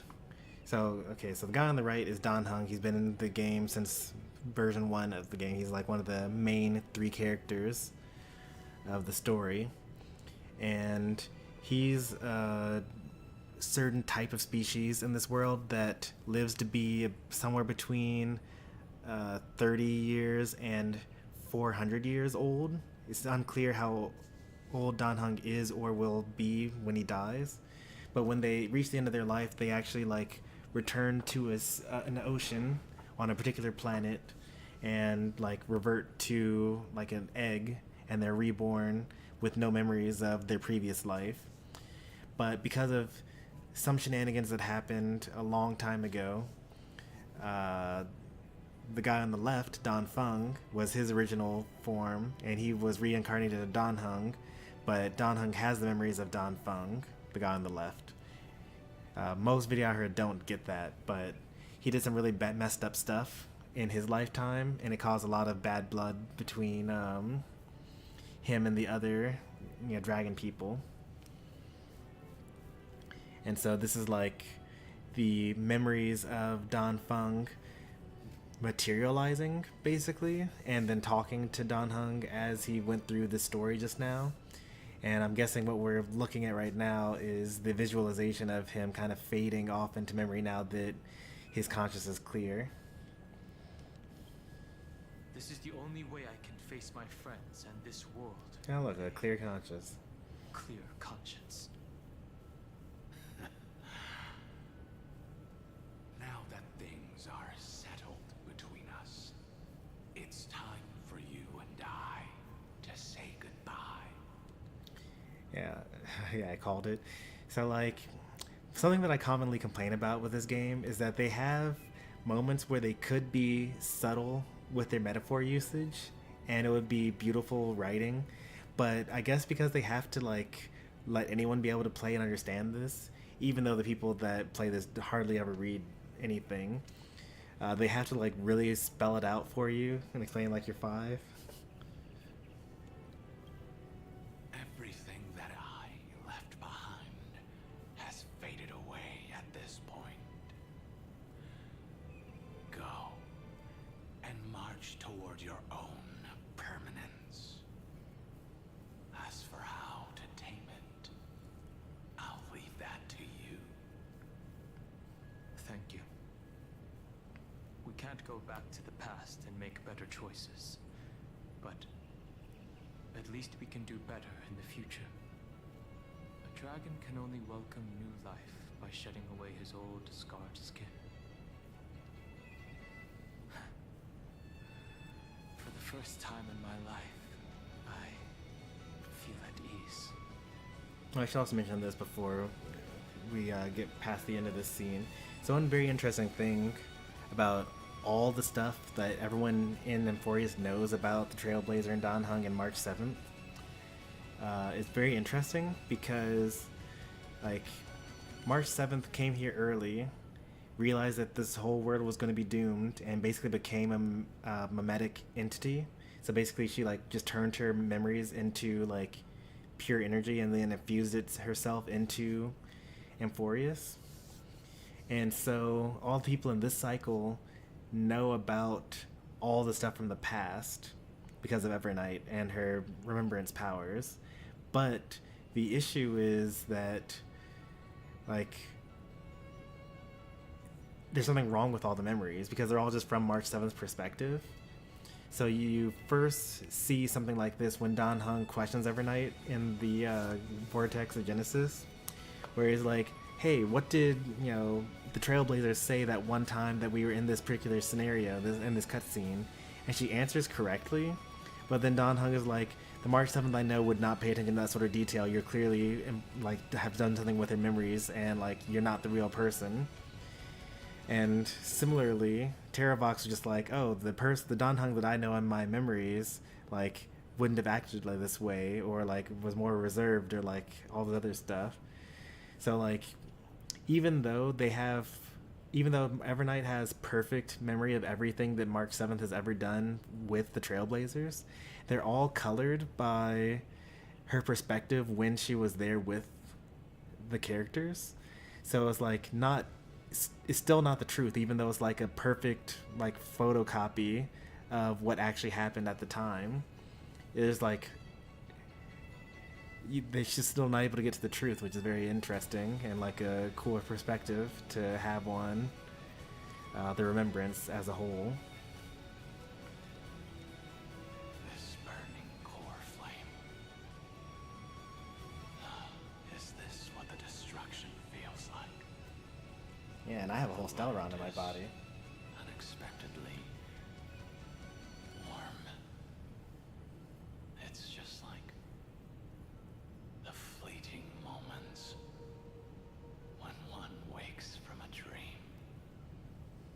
Farewell, Dan Feng. Now, it's time for me to set out once more. The final rebellion of Earth was to bestow trailblazing wings upon all living beings. For Terravox, this was probably the best possible ending. Behind that scar lies what they call the deepest depths. The rising steam tells me that Greyfry is in there. But right now, she's trapped in the bottomless whirlpool. Is Evernight with her? I'm afraid I can't tell. Hey there, Utopia. A scorching abyss. If I were to enter it alone, I'd almost certainly get lost. And Miss High Sealants, would you give me cover? I'll need to focus completely on what's ahead, and may not be able to pay attention to my surroundings. What are you planning to do? I'm going to continue where you left off. The stranger snatched away the deliverer right before my eyes. I commanded the waters to surge after them, but layered cliffs blocked the water's current. Since we now Times control the have Earth. changed. Yeah. The cliffs are now in the palm of my hand. Then I believe it's worth a shot. Well, Danhug has the power to control water and Earth on this planet. Without absolute resolve, you still won't be able to pass through that Memoria tide, much less save someone from it. The search for Greyfry might stretch on like an Evernight without end. Be careful. Wandering through time is no easy feat. Don't worry, Lady High Sealants. Just as you kept your lonely vigil in the depths for 1,000 years, my determination to find her is even more unshakable than the Earth itself.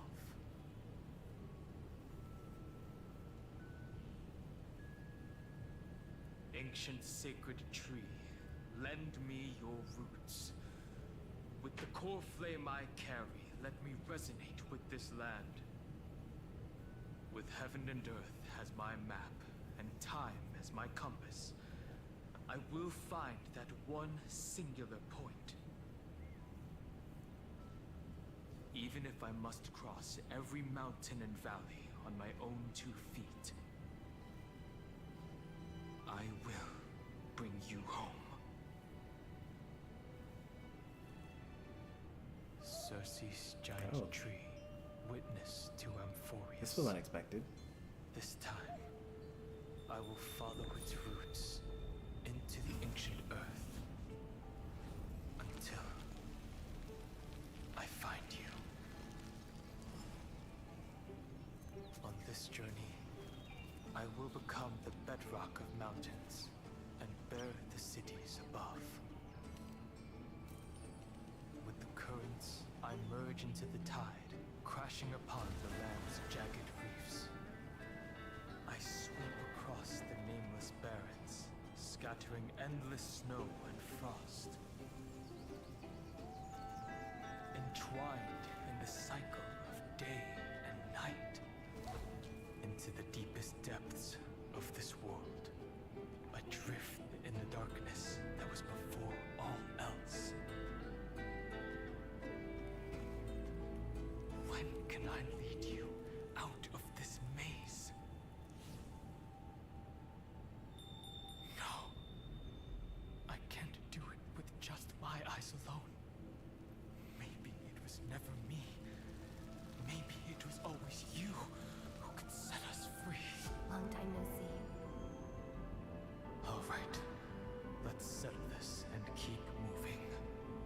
That's where we will all find our answers. Hey, Danhug, wake up.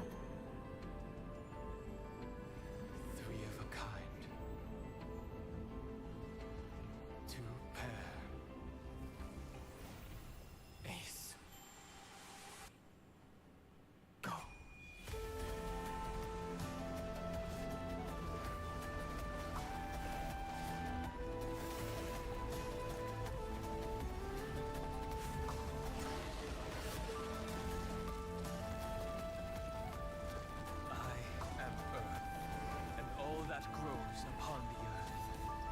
I am you.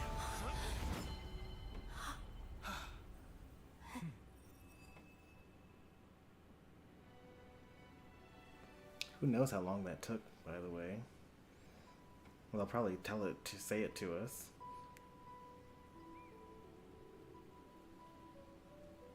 Finally.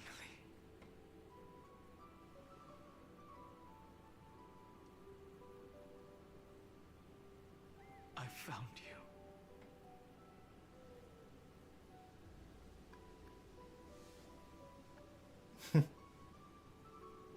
I mean, I was asleep, so I wouldn't know how long it's been. It's in character, but let's go with this one. It really has been a long time. Don't be so sentimental. That's... I did skip the in-character option, to be fair, so that's very reasonable for him to say that.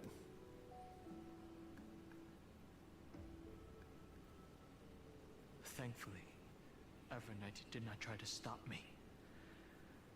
Looks like we've managed to stay ahead of her this time.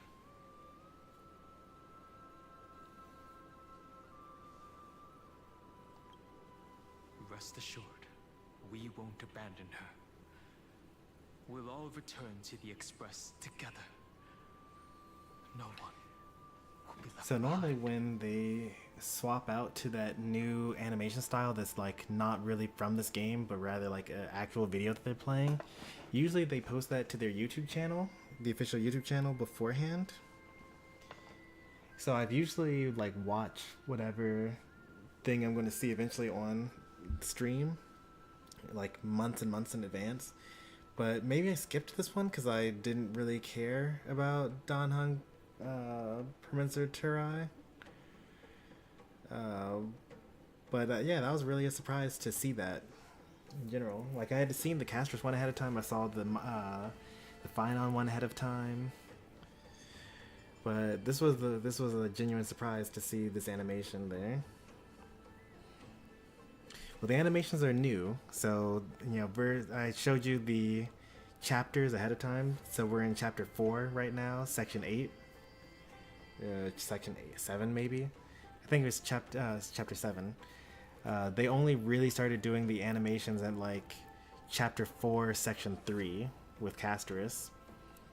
But up until then, there were plot relevant storylines with like varying animations, but they were only available on the YouTube channel. You would have to just like watch them, you know, in the real world, and then kind of like figure out when they're supposed to take place in this story. But I will agree that the animations are really good, and like the music that goes along with it is really good, and like the symbolism is good. Like, it would mean even more to you if you had played through or seen some of the gameplay previously, because some of the murals that they were painting were like from earlier adventures that we had in the game. You mean Mem? Sorry, I haven't seen her at all on this journey. Perhaps you were not the only one being held captive by Evernight. They never once stopped worrying about us. About you, me, or March 7th. They never gave up on trying to save us, even from outside this world. Miss Himiko, Mr. Yang, Pom Pom, and even Sunday Black Swan and the two geniuses. They are all doing everything in their power to aid us. I understand. Her power shouldn't be underestimated. It was only when I personally stepped Have a good night, into the maze Gobo. of time that it suddenly struck me. She and I had crossed paths once before. I'll only warn you once. Leave her body now. I feel like I've seen these floating black things somewhere before. I had an unexpected encounter with her when I left Amphorius. perhaps to avoid exposing her whereabouts, she stripped that memory from my mind. Which is a broken power, by the way. Like, being able to mess with people's memories like you were never even there. That power, called Oblivion. It's just like an emanator's. Oblivion.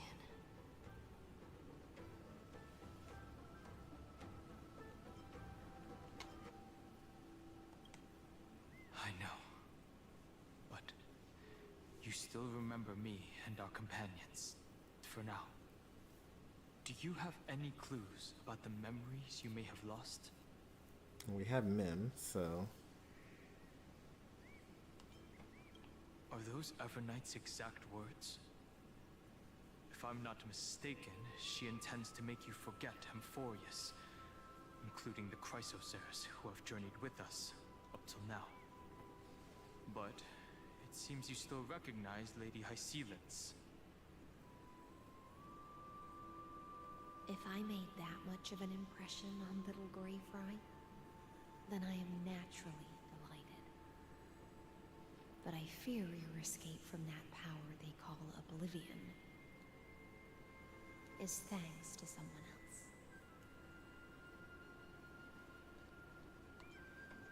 Nice to meet you. Or maybe I should ask, how have you been since we last saw each other? We never met this version of Along with Castorus. you, this little butterfly fish's memory was also salvaged from the depths of that whirlpool. Just as a pearl is cradled within its shell, the power of Thanatos surrounds you, shielding your soul from corrosion. Miss Irene has spoken of you often to me. Though we've never met in this life, I believe there's a kind of warmth that can transcend time itself. Through the endless flow of time, I guarded the secret passage between Styxia and the Vortex. When the Memoria tide flowed backwards into the River of Souls, even in deep slumber, I could feel that warmth. And with all my might, I protected that warmth. I apologize if that seemed improper. I hope you'll forgive me. I wonder if all the Chrysos heirs will join us as spirits from beyond and help us out. I mean, technically Cyrene already did, and Hyacine also did.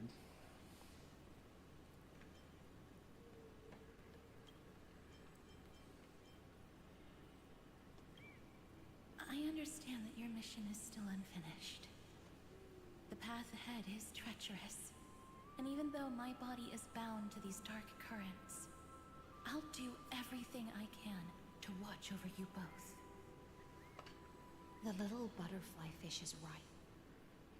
There is still a pair of eyes watching from the shadows, but we won't let them get anywhere near you.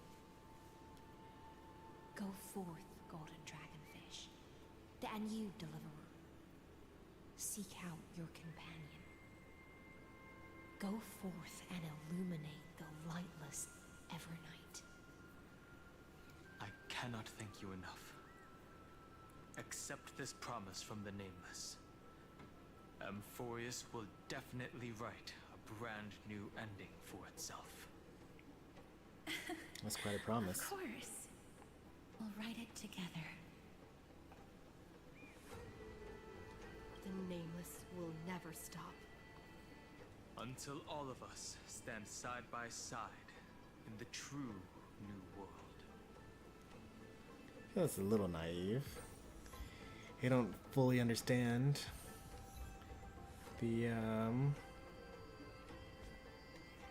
like the actual requirements here. We don't even know if that's possible for real. Alright, so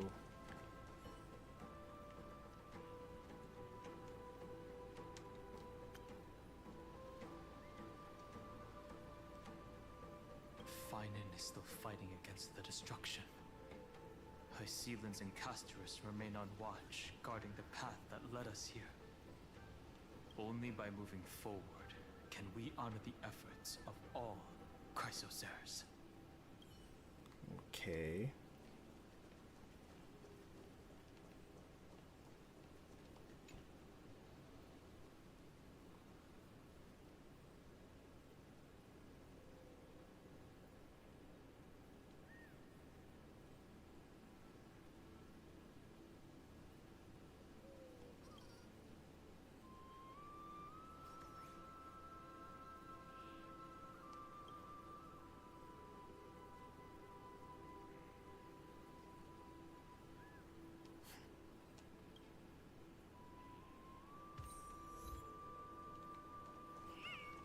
I feel like that was some sort of inside joke that I don't understand.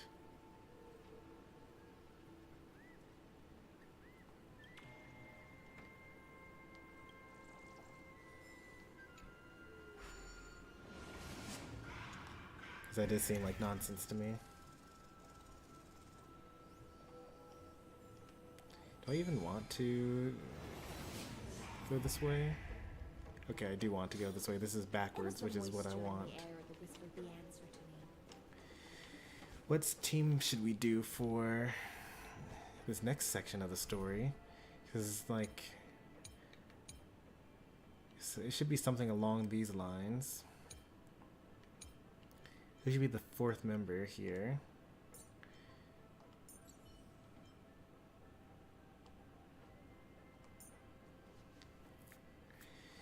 I don't have Castorus, so it can't be that.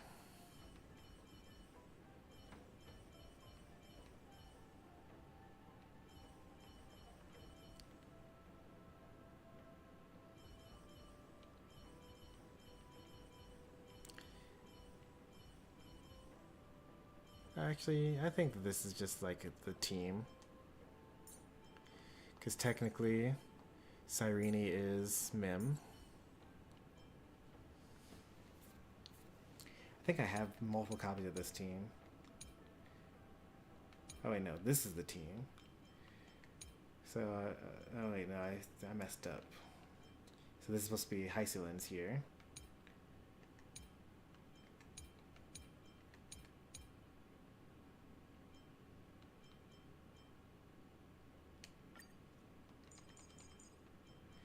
So Hycelins with Trailblazer and Don Hung, and who did I say? Cyrene?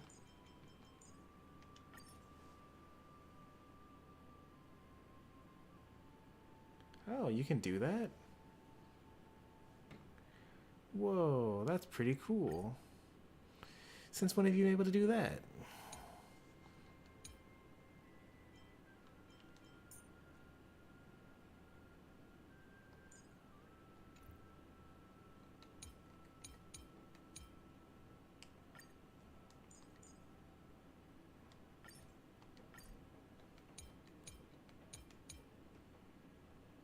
Since just this patch?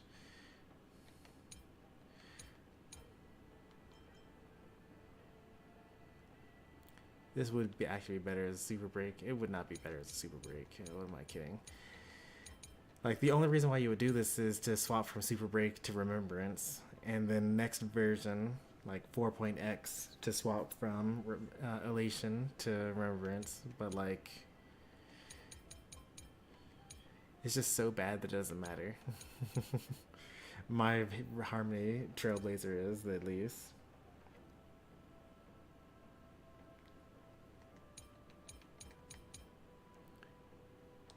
Did they say they could do that? Like, how did I see that they added that? It would be in the patch notes.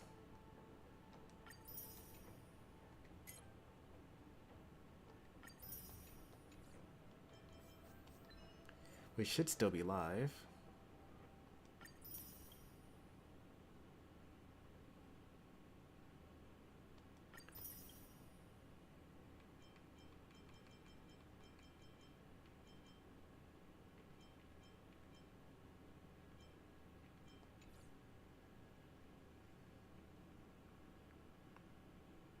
That's the thing that I just was talking about, how I didn't know that it existed. I did actually know about the switching for a particular thing, because it's actually kind of like a little broken. Like you, if you try to swap, so if you're changing your lineup for in-game content, especially on PS5, and then you like try to swap trailblazing, and then you try to modify their gear in any way, and then you back out of modifying their gear, then it resets back to what the saved teams were before you actually went into the thing. Even though if you don't change the trailblaze path and you do go into the gear, the character details to change around their stuff, and then back out, then it keeps your characters.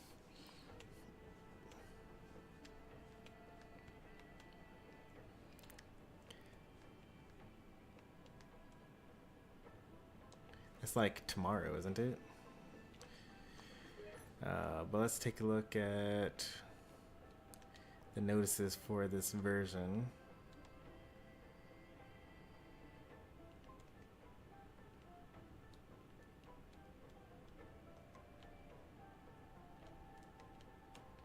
How do I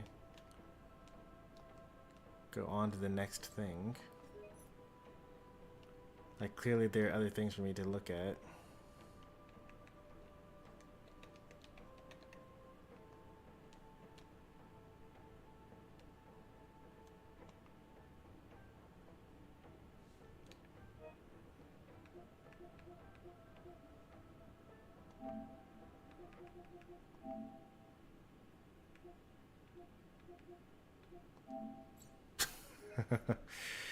Okay. Like, what is with this thing at the bottom that indicates there are multiple pages? Okay. I guess I just clicked it just the wrong kind of way. So it's not here.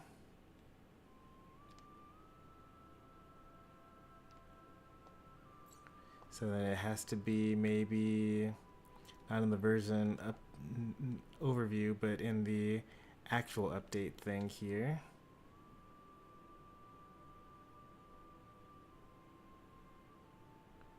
New story, new character, new area, new events, Remnants of Twilight, Treasure Hunt, Gift of Odyssey, others.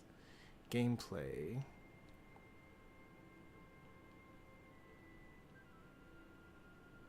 Area of Chaos. System. Story recap. Team lineup adds the path switching function, which I knew about directly on this thing. Now supports saving team presets. After saving a preset, the current path of multipath characters will be locked and won't be affected by path switches of the same character in other scenes. There it is.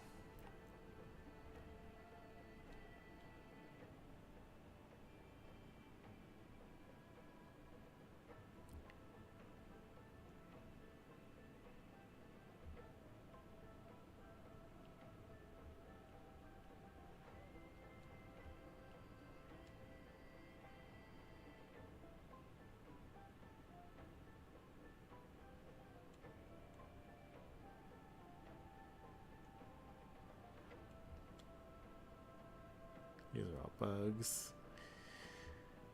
Oh, it's a lot of bugs that they fixed. Oh, so many bugs. They added currency wars in the previous games versions, so there's a lot of stuff there.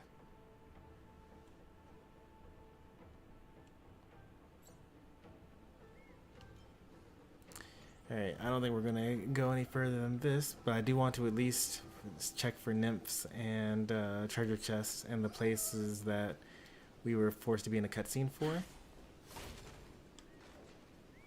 This team is a little jank. Oh, this is the wrong team anyway. Nope, that's not the one. That's not the one either. This is the one. This team is a little jank, but story thematically wise, it kind of makes sense. So we're running with it. It's okay, we're using Bad Don Hung just like a couple of seconds ago.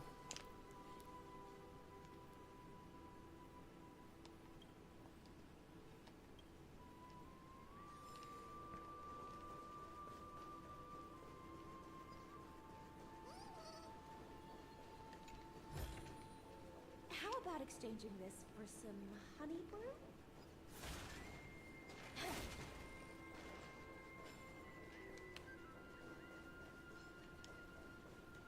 Any fish taken the bait?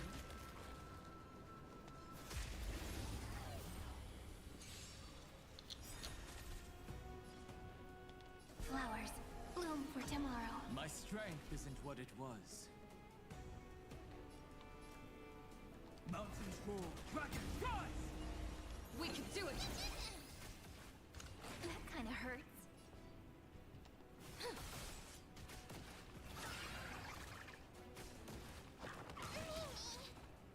It's my turn to shine. Stars, shine for the heroes. Flowers, bloom for tomorrow. I could have used Dan Heng's ultimate in between that for an extra stack. Minor optimization. Dragons soaring above the lands. This is permanent! Not a bad idea. Offer you a requiem. Stars, shine for the heroes. In the abyss's revels, your cries rise.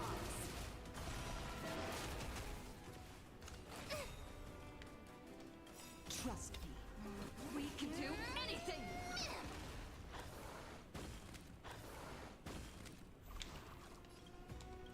Memories waiting to be woken up by a shooting star. Remember me with love. May you fulfill love's promise with me. Don't blink. Rewrite destruction with me. Cleanse hatred with love.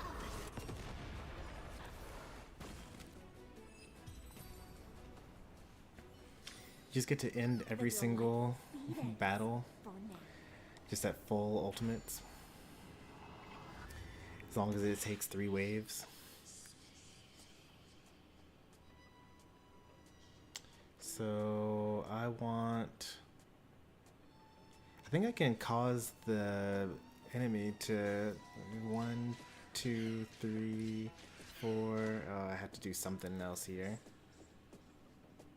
5. Yeah, I didn't think so. He actually only needs to go 1, 2, 3, 4 steps. So just 1, 2, 3, 4, 5, and then I just like force him to take this portal. Oh, okay. Actually, I thought that if the dark shadow had got there, then it would have been fine, but it is not fine. So I'm like, doesn't matter at all. 1, 2, 3, 4, 5. 1, 2, 3, 4, 5. Like, why was that the puzzle?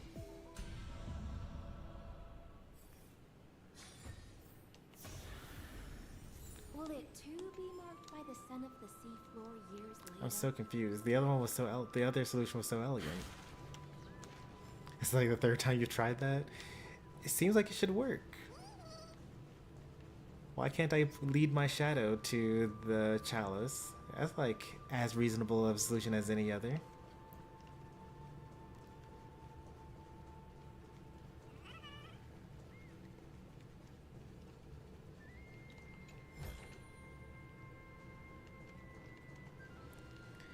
It's also like months and months and months in between me trying to do that.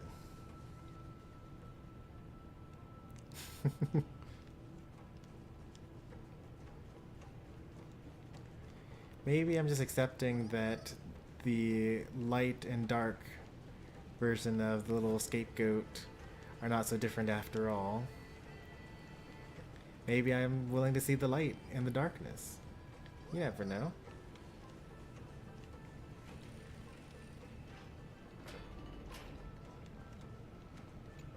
That wasn't there before. I'll take it.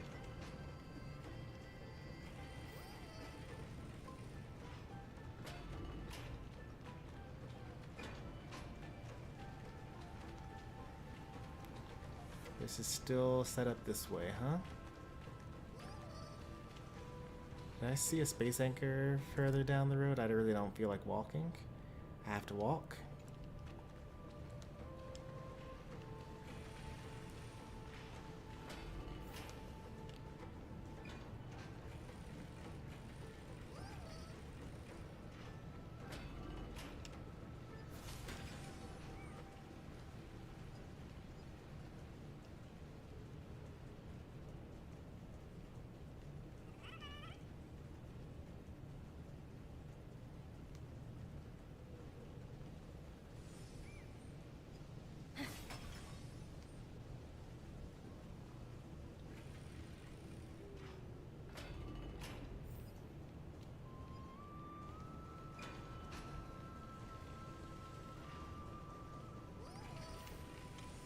That looks like an imp, but it's just the design on the door.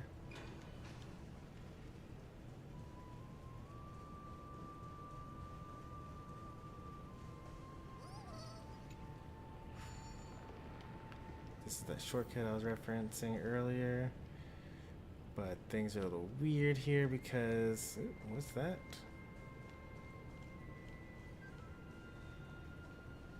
Was that I... oh, a heart's remains. Oh, yeah, this is supposed to be a bud, but it isn't.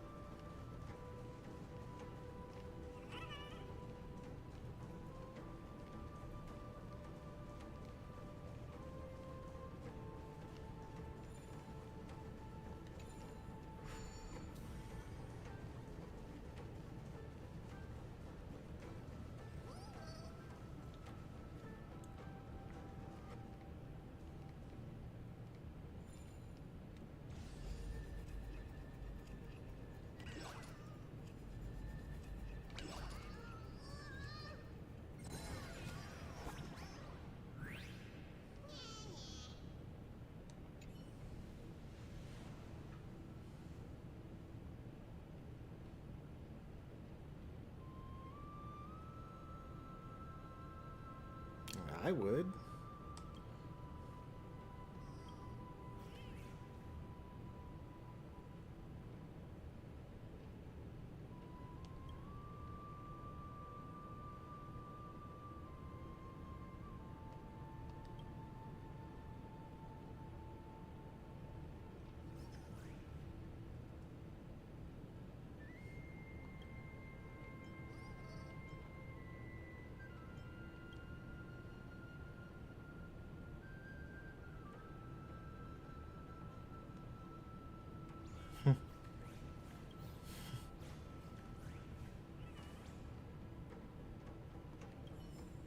With pleasure.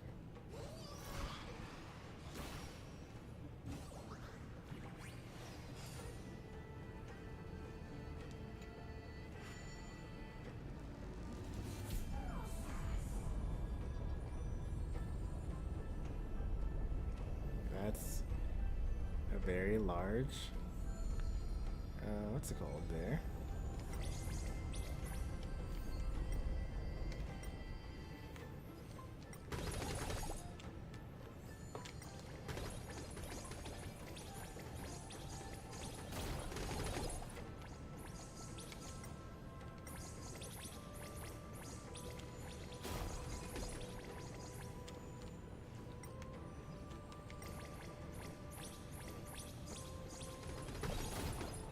Am I even still playing Star Rail?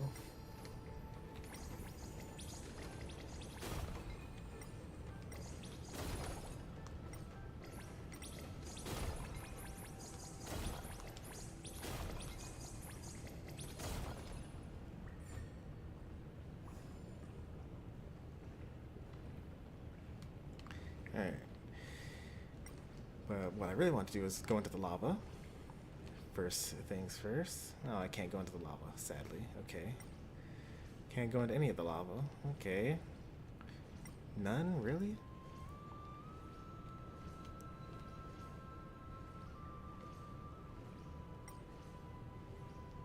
Go with the water wheel.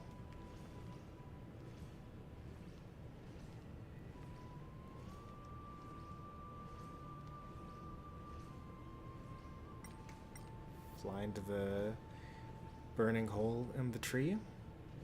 No, okay. Oop, there's stuff up there though.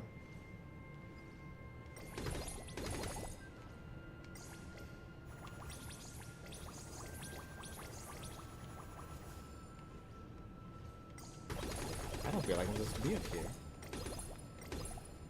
Oh, okay.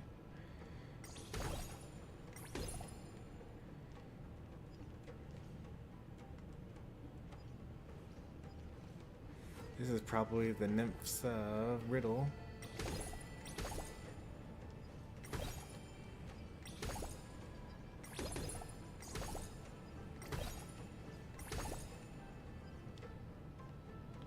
Oh, that's gross, man. Oh, that's real gross. This could be anything. So this is 4 times 6 times 2.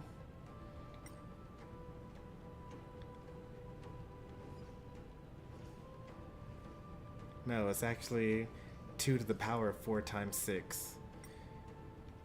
I don't think I'm going to be able to brute force my way through this one.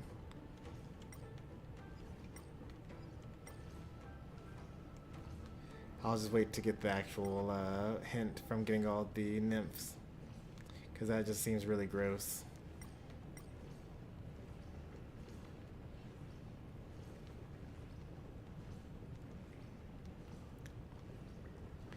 The answer is probably still 33,550,336 or 7 or 5, who knows.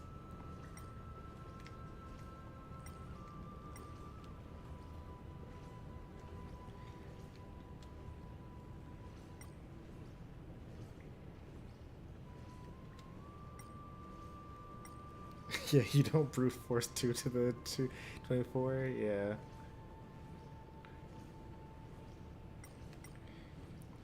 Well, I thought that, at first I was like pressing the wrong button to ascend versus descend, and I thought that I just needed to guess the right combination on one row to make it disappear and then have all the rest of them drop down, and then try some other combination and then it would drop down. And then you're only really brute forcing like 2 to the power of 6 a couple of times. But you can like make it go quickly by using certain methods. But no, you have to do them all at once, not one after another. And it's gonna be annoying that like you have to like really lightly press the button in order to get just one off.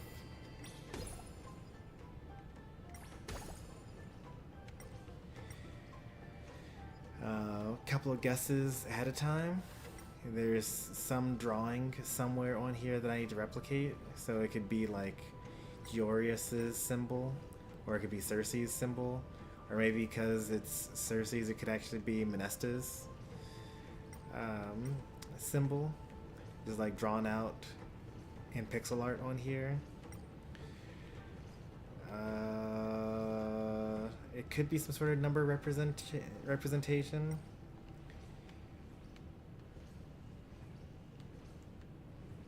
But probably not. I'm surprised that I'm not seeing any nymphs in areas that only Bartholos can reach. But also, if I did reach a nymph that only Bartholos could reach, I would probably devour it instead of talking to it. So maybe it's for the best.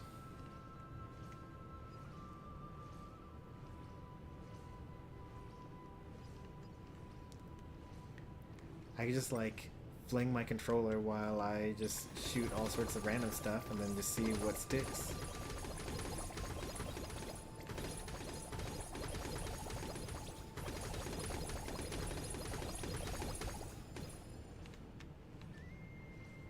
Nope, ran out of shots. Never mind, you can't do it that way.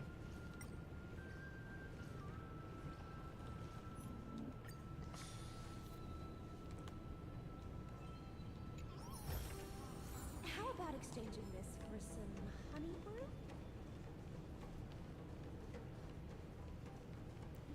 Because I think that random numbers going through is actually less mind-numbing than actually trying to go through, even though you're gonna like accidentally skip over a whole bunch of numbers. What are the chances of those numbers are what you're looking for anyway, right? So the game wants me to go that way for story reasons. Let's backtrack even more for exploration reasons.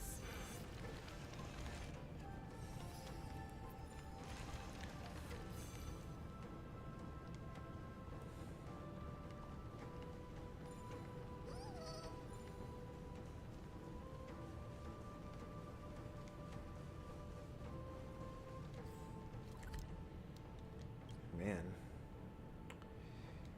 18 out of 25 is kind of really bad.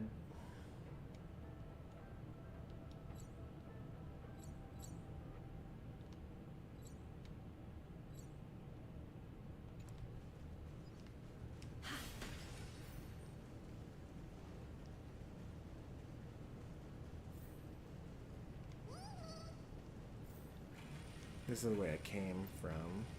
No, it isn't, because this is a new...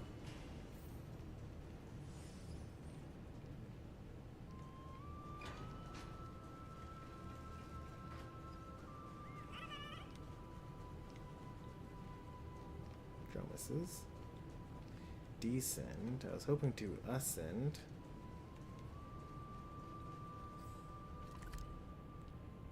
Descending will bring me...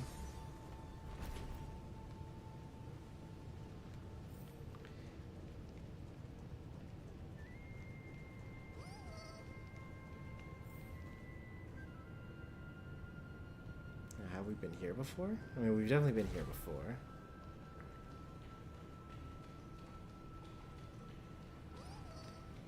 Okay, so this is that room that I had gone that way already, I think. Yeah, we had.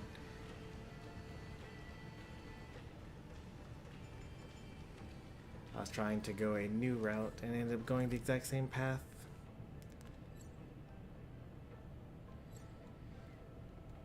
So presumably I would go here and then end up in this area, I think.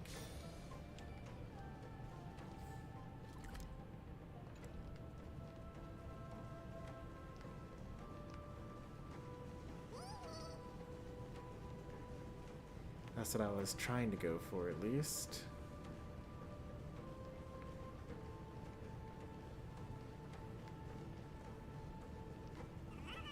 Don't want to go that way. Am I allowed to go this way? No, I'm not allowed to go this way.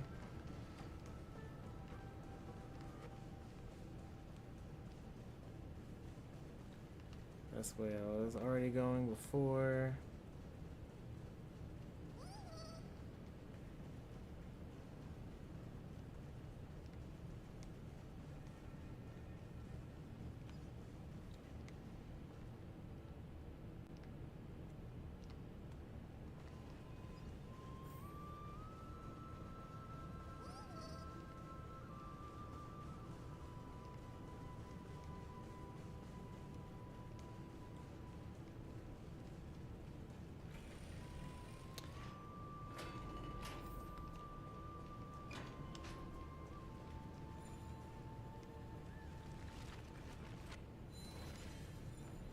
This is the path that we took when Heng was having all those visions of the past.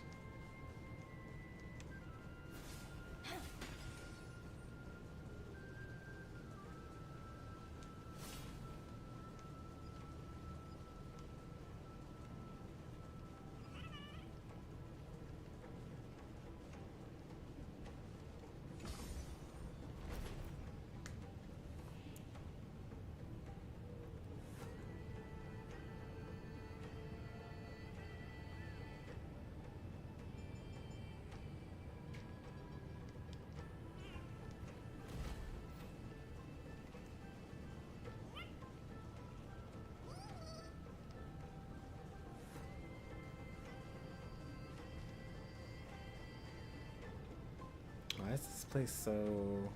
Oh, okay. I'm supposed to walk up the tree. I'm starting to think that I didn't miss anything back here. But you never know.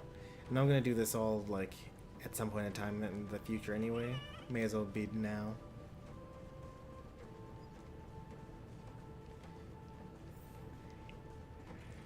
Had a little extra time to spare before heading to bed. After doing all the story stuff. We ended up only getting like 2 reading materials.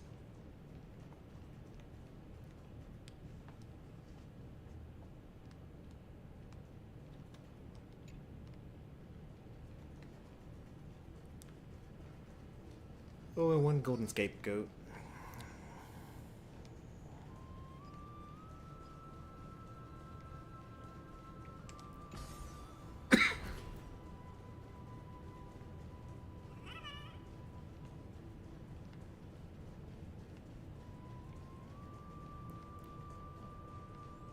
In Akuma, there's a no, it's not Akuma. In Penacony, when there's like a really long elevator that you take up, and you actually have to grab a collectible on the way up, one of them, and it's kind of terrible. So I have to like spin around in the elevators for every elevator going forward, just in case I miss one.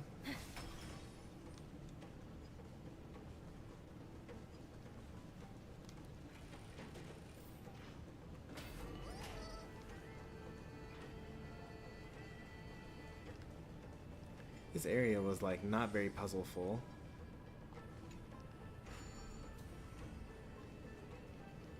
I was expecting a lot more puzzles.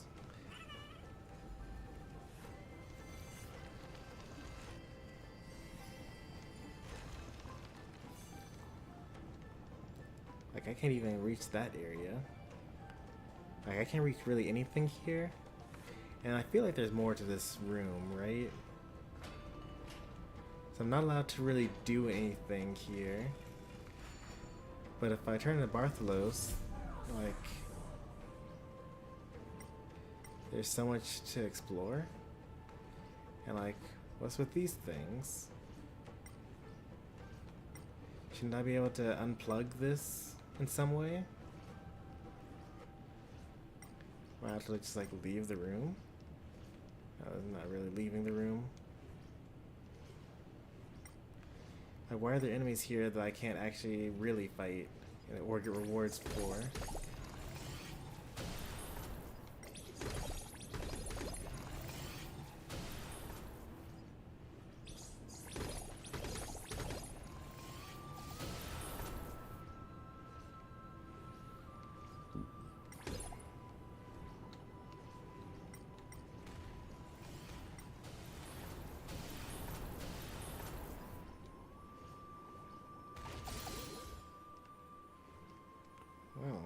What was that? That's the reward that you get for killing yourself and an enemy with something in time. But like, I should not have gotten that because I did not kill myself with that. I just like hurt Bartholos, which is hilarious. No one playtests this game.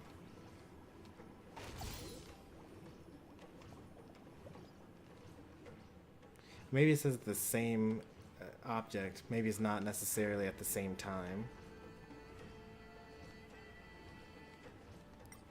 I was actually trying to get that off stream like a couple of times. Because the idea that I had was to like stop time and then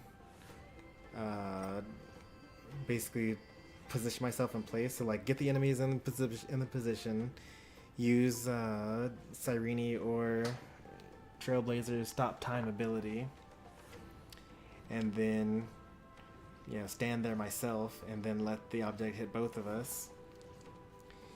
But it was more difficult to pull off. than I would have hoped.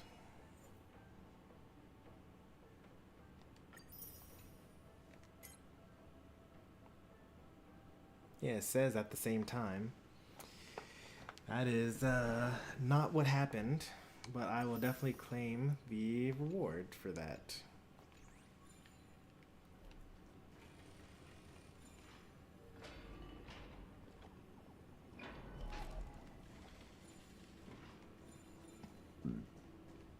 This is very fruitful. Alright. When is the next banner up? So not tomorrow, but the day after. And I have 180 polls. Sunday is kind of like a long-term character of mine. Because like, I'm connected with Jing Yuan. Kind of want to do some pulls. I'm thinking I might do like 40 pulls on his light cone. And if I get him, I get him, and if I don't, I don't.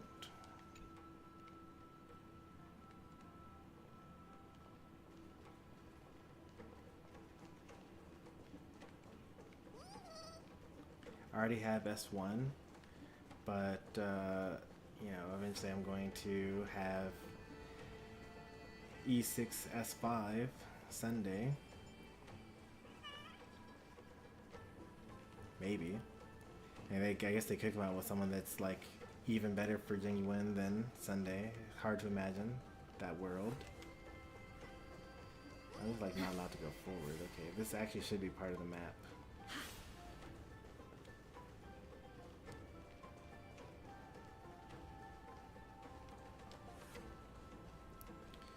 Well, the thing is, this is like Sunday's third rerun. And I'm saving these pulls for Yao Guang, who was kind of like the start of a new team.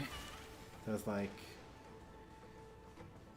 save up for the support of some new team. Well, I have enough to get the character, pretty much no matter what. Because I have 180 now, and I'm going to get even more in the 2 weeks where Sunday's banner is live. And I'm going to even more when 4.0 comes out. And there's still like adventure missions and story missions to do. Like, I think there's a reward guide somewhere.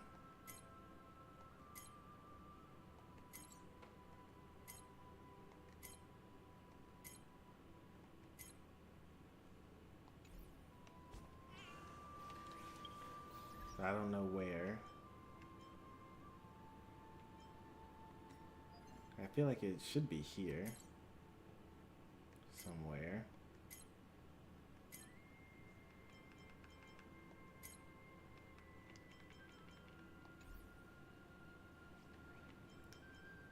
First button at the top? Surely not the store. For the reward guide?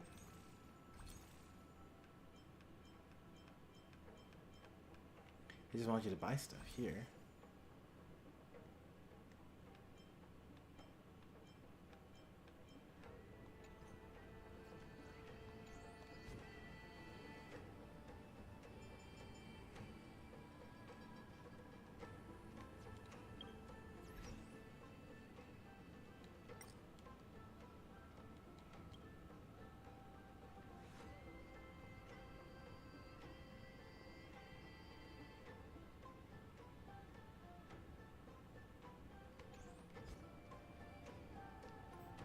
Try nameless honor.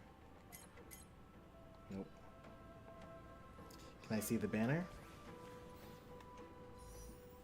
We got Fugue Linksha for the next day.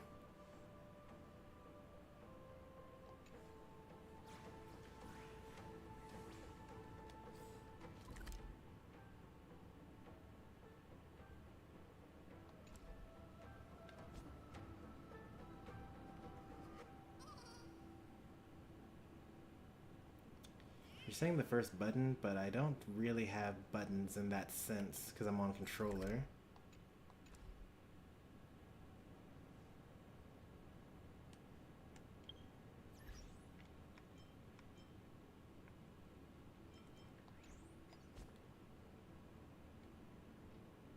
Oh, the travel log is where the rewards guide is. Why does it say remaining 20? Oh, because I didn't do nightmare mode yet. I got all the other stuff though.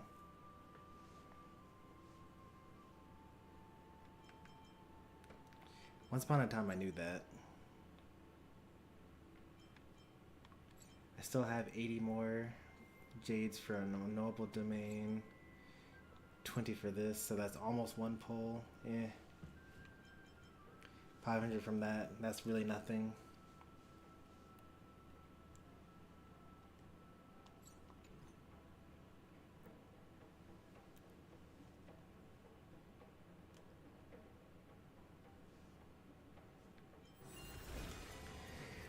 So, cats, I shouldn't really rely on getting jades from events. But basically, it's the same logic that I have with like a lot of other things. So I only pulled for Cyrene and not her light cone because I pulled on some like rerun right afterwards. I forget which one. Probably Linksha, honestly. With the idea is that Cyrene is going to rerun sooner than Linksha is. So I could get like Yaoguang E0. But, you know, Sunday S2 isn't going to come again for a really long time. I think that I've gotten as much as I'm going to get for now.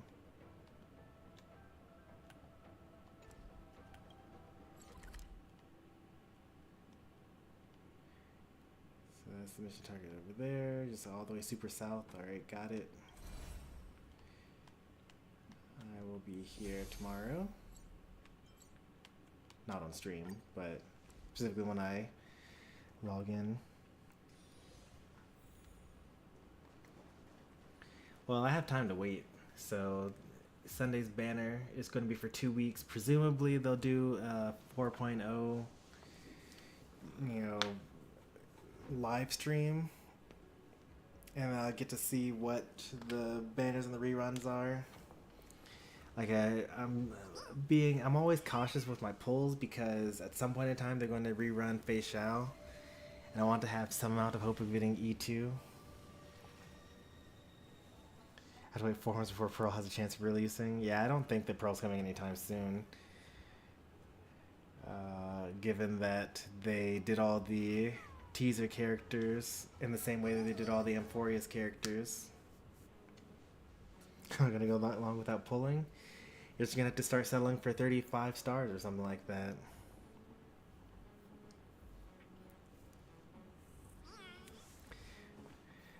I mean, I think that if you like have a stash that would guarantee the level of pulls you want for whatever character you have, then you can just pull excess of whatever after that. And whatever the current banner character is will probably be the thing that you need in order to, you know, keep up. But also, they're probably going to be doing Amphorius, what's it called? A will of metal and stone. Reruns. At some point in time, Ceridra. At some point in time, Hysolins. Maybe they'll do an Adventuring rerun. That would be just cruel. I think they're more likely to put them on the Stellar, the Golden Companion shop than to rerun. Because we just got Hyacine and Dan Heng PT.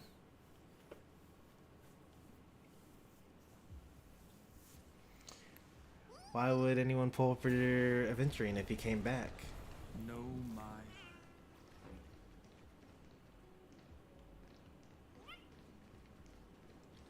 I mean, obviously you would, but because you're like E5 waiting for a rerun to get E6. But I think that any new person would have some difficulty doing so. You can shield out of turn. Dan Heng shields out of turn. Oh, you're E4, you're nowhere near. You're like, does that mean you're also S3 then?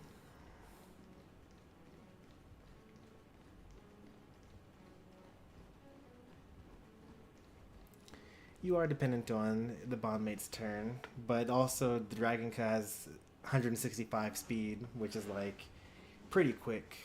And it's still slower than like my characters for the most part, but oh, not for this team. But like it's slower than not even slower than Linksha. It'll be slower than Linksha with the speed boost though.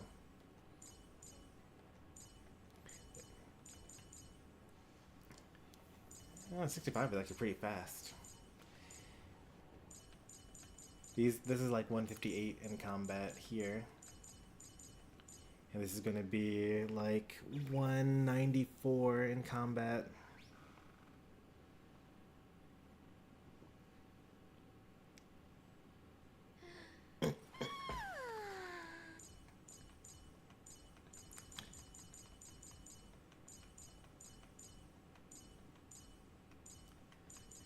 My Aventurine currently is on speed boots, but I feel like I need him on defense boots these days. Because he is not hitting his numbers. I don't even have defense boots. Because, like, I'm not going to farm for Knights of Purity Palace.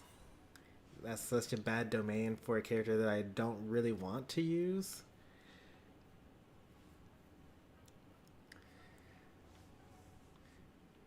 I got unlucky with my pulls, lost to the 75-25. But now it's like sunk cost fallacy. Like putting even more effort into it to make him somewhat serviceable when I could just like, you know, farm for all the healers that I have instead. And I have like other shielders. Well, really just the one other shielder.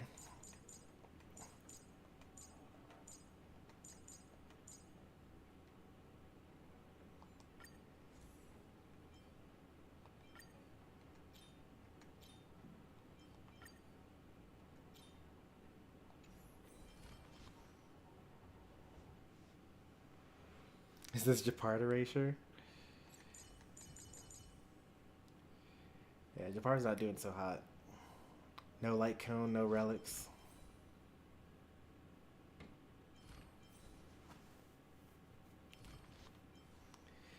Look at that juicy 950 defense. I don't think I've actually used him for anything. I did contemplate using him for Anomaly Arbitration, because the Knight 3 needs a shielder of some kind. And I can't really... I mean, I can actually 3-star Knight 3 with Dan Heng, Cyrene, Heislands, Kafka, but then I don't have enough power to clear everything else.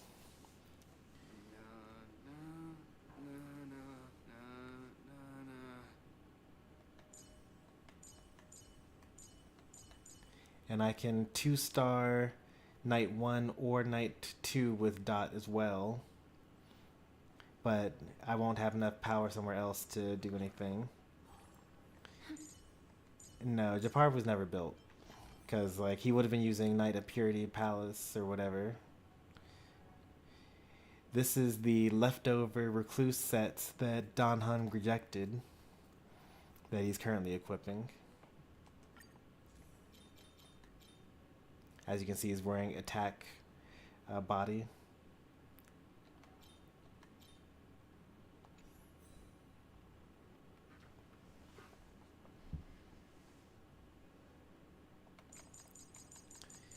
I've actually done I've done one rebuild. So I did one build and then a rebuild for Dan Heng. So he has like a handful of random pieces lying around, but like no one uses attack percent and speed besides him, so they're mostly useless.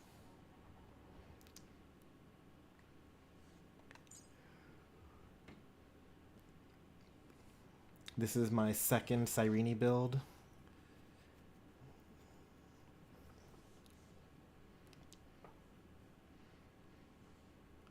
$181 speed. I would like to get up to like maybe 190, but also the light cones hold me back a little bit. I'd get another 6% speed from that.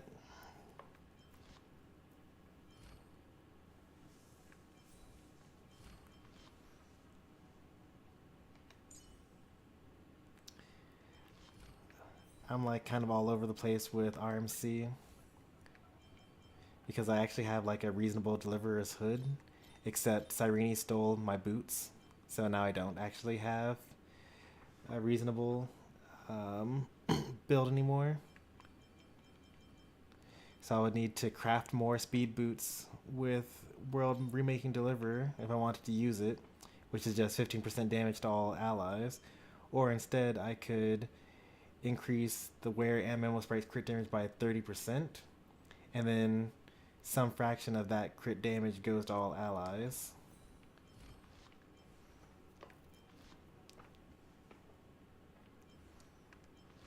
So what is that? So I'm at 257 right now, so I get 280. And then only there's the 13% conversion rate, so it probably is better to use World Bear Deliver. But also, eventually I'll actually be using RMC as my main ice DPS, because with this team, you know, I'm like ignoring 40, Mem is ignoring 40% defense, and I'm getting 72% of Cyrene's crit rate, which is going to be like 50% added on to whatever my current crit rate is. And with my almost 300% crit damage, but I'm actually getting another 84 from Sunday, plus the attack bonus from Don Heng, and the crit damage bonus from Recluse, and all the attack bonuses from Luke Shaka. I think it'll be pretty nice. It was like one of the things I was the most hyped about during the beta cycle for Cyrene, and they managed to actually buff that interaction rather than nerf it, which is crazy. Because Sunday and Dan Heng and Cyrene are all like long-term pull plan characters, because they kind of go with a lot of other teams that I had, like Jingyuan and Hycelins and Fei Xiao. So it makes sense to invest into RMC in that as a damage dealer in that regard. The one thing though is that I probably want to swap out Luke Shaka, obviously, if I'm going to be the main DPS. I want to eventually have a powerful Amphorius set. I mean, I could also run, I actually do have this specifically for now as the main DPS set, because that's another 48% crit damage. But if I were to run Last West Wind of Amphorius, then I get a little bit of crit rate, and then I also get 8% speed on the team, which is important because Cyrene gets Ice Res Pin based on the speed, and then speed is always just good. Like, that will be 153 speed. I think 155 is the next speed breakpoint for me to get. Probably 200 is after 180, but I feel like there should be a speed breakpoint somewhere between 180 and 200. And then this will get me to 142, but 144 is the next speed breakpoint after 134, and you're not even on the team. Sunday has more than enough speed. Like, whatever my main DPS's speed is, I can just match it, because I have so many different Sacerdosis sets. Alright, that's enough rambling. It's past 1 now, which is mostly what I was stalling for. This is the first Star Rail stream for the week, I think. I honestly don't remember. It's only Monday. So probably not. Yesterday I did Triangle Strategy and Unite. So this is the third stream for the week, and we're all around Monday, which is good. Trying to hit 4 a week. So we're gonna do another Star Rail stream, probably on Sunday's banner release. No, that doesn't make any sense. We'll do another Star Rail stream sometime this week. I don't know when. And then we'll do another Triangle Strategy later on as well. But if you enjoyed the stream, be sure to leave a like. If you want to see more from me, be sure to subscribe. We got more RPGs throughout the week, and then Unite over the weekend. But stay tuned for all that. Thanks for watching, take care, and goodbye.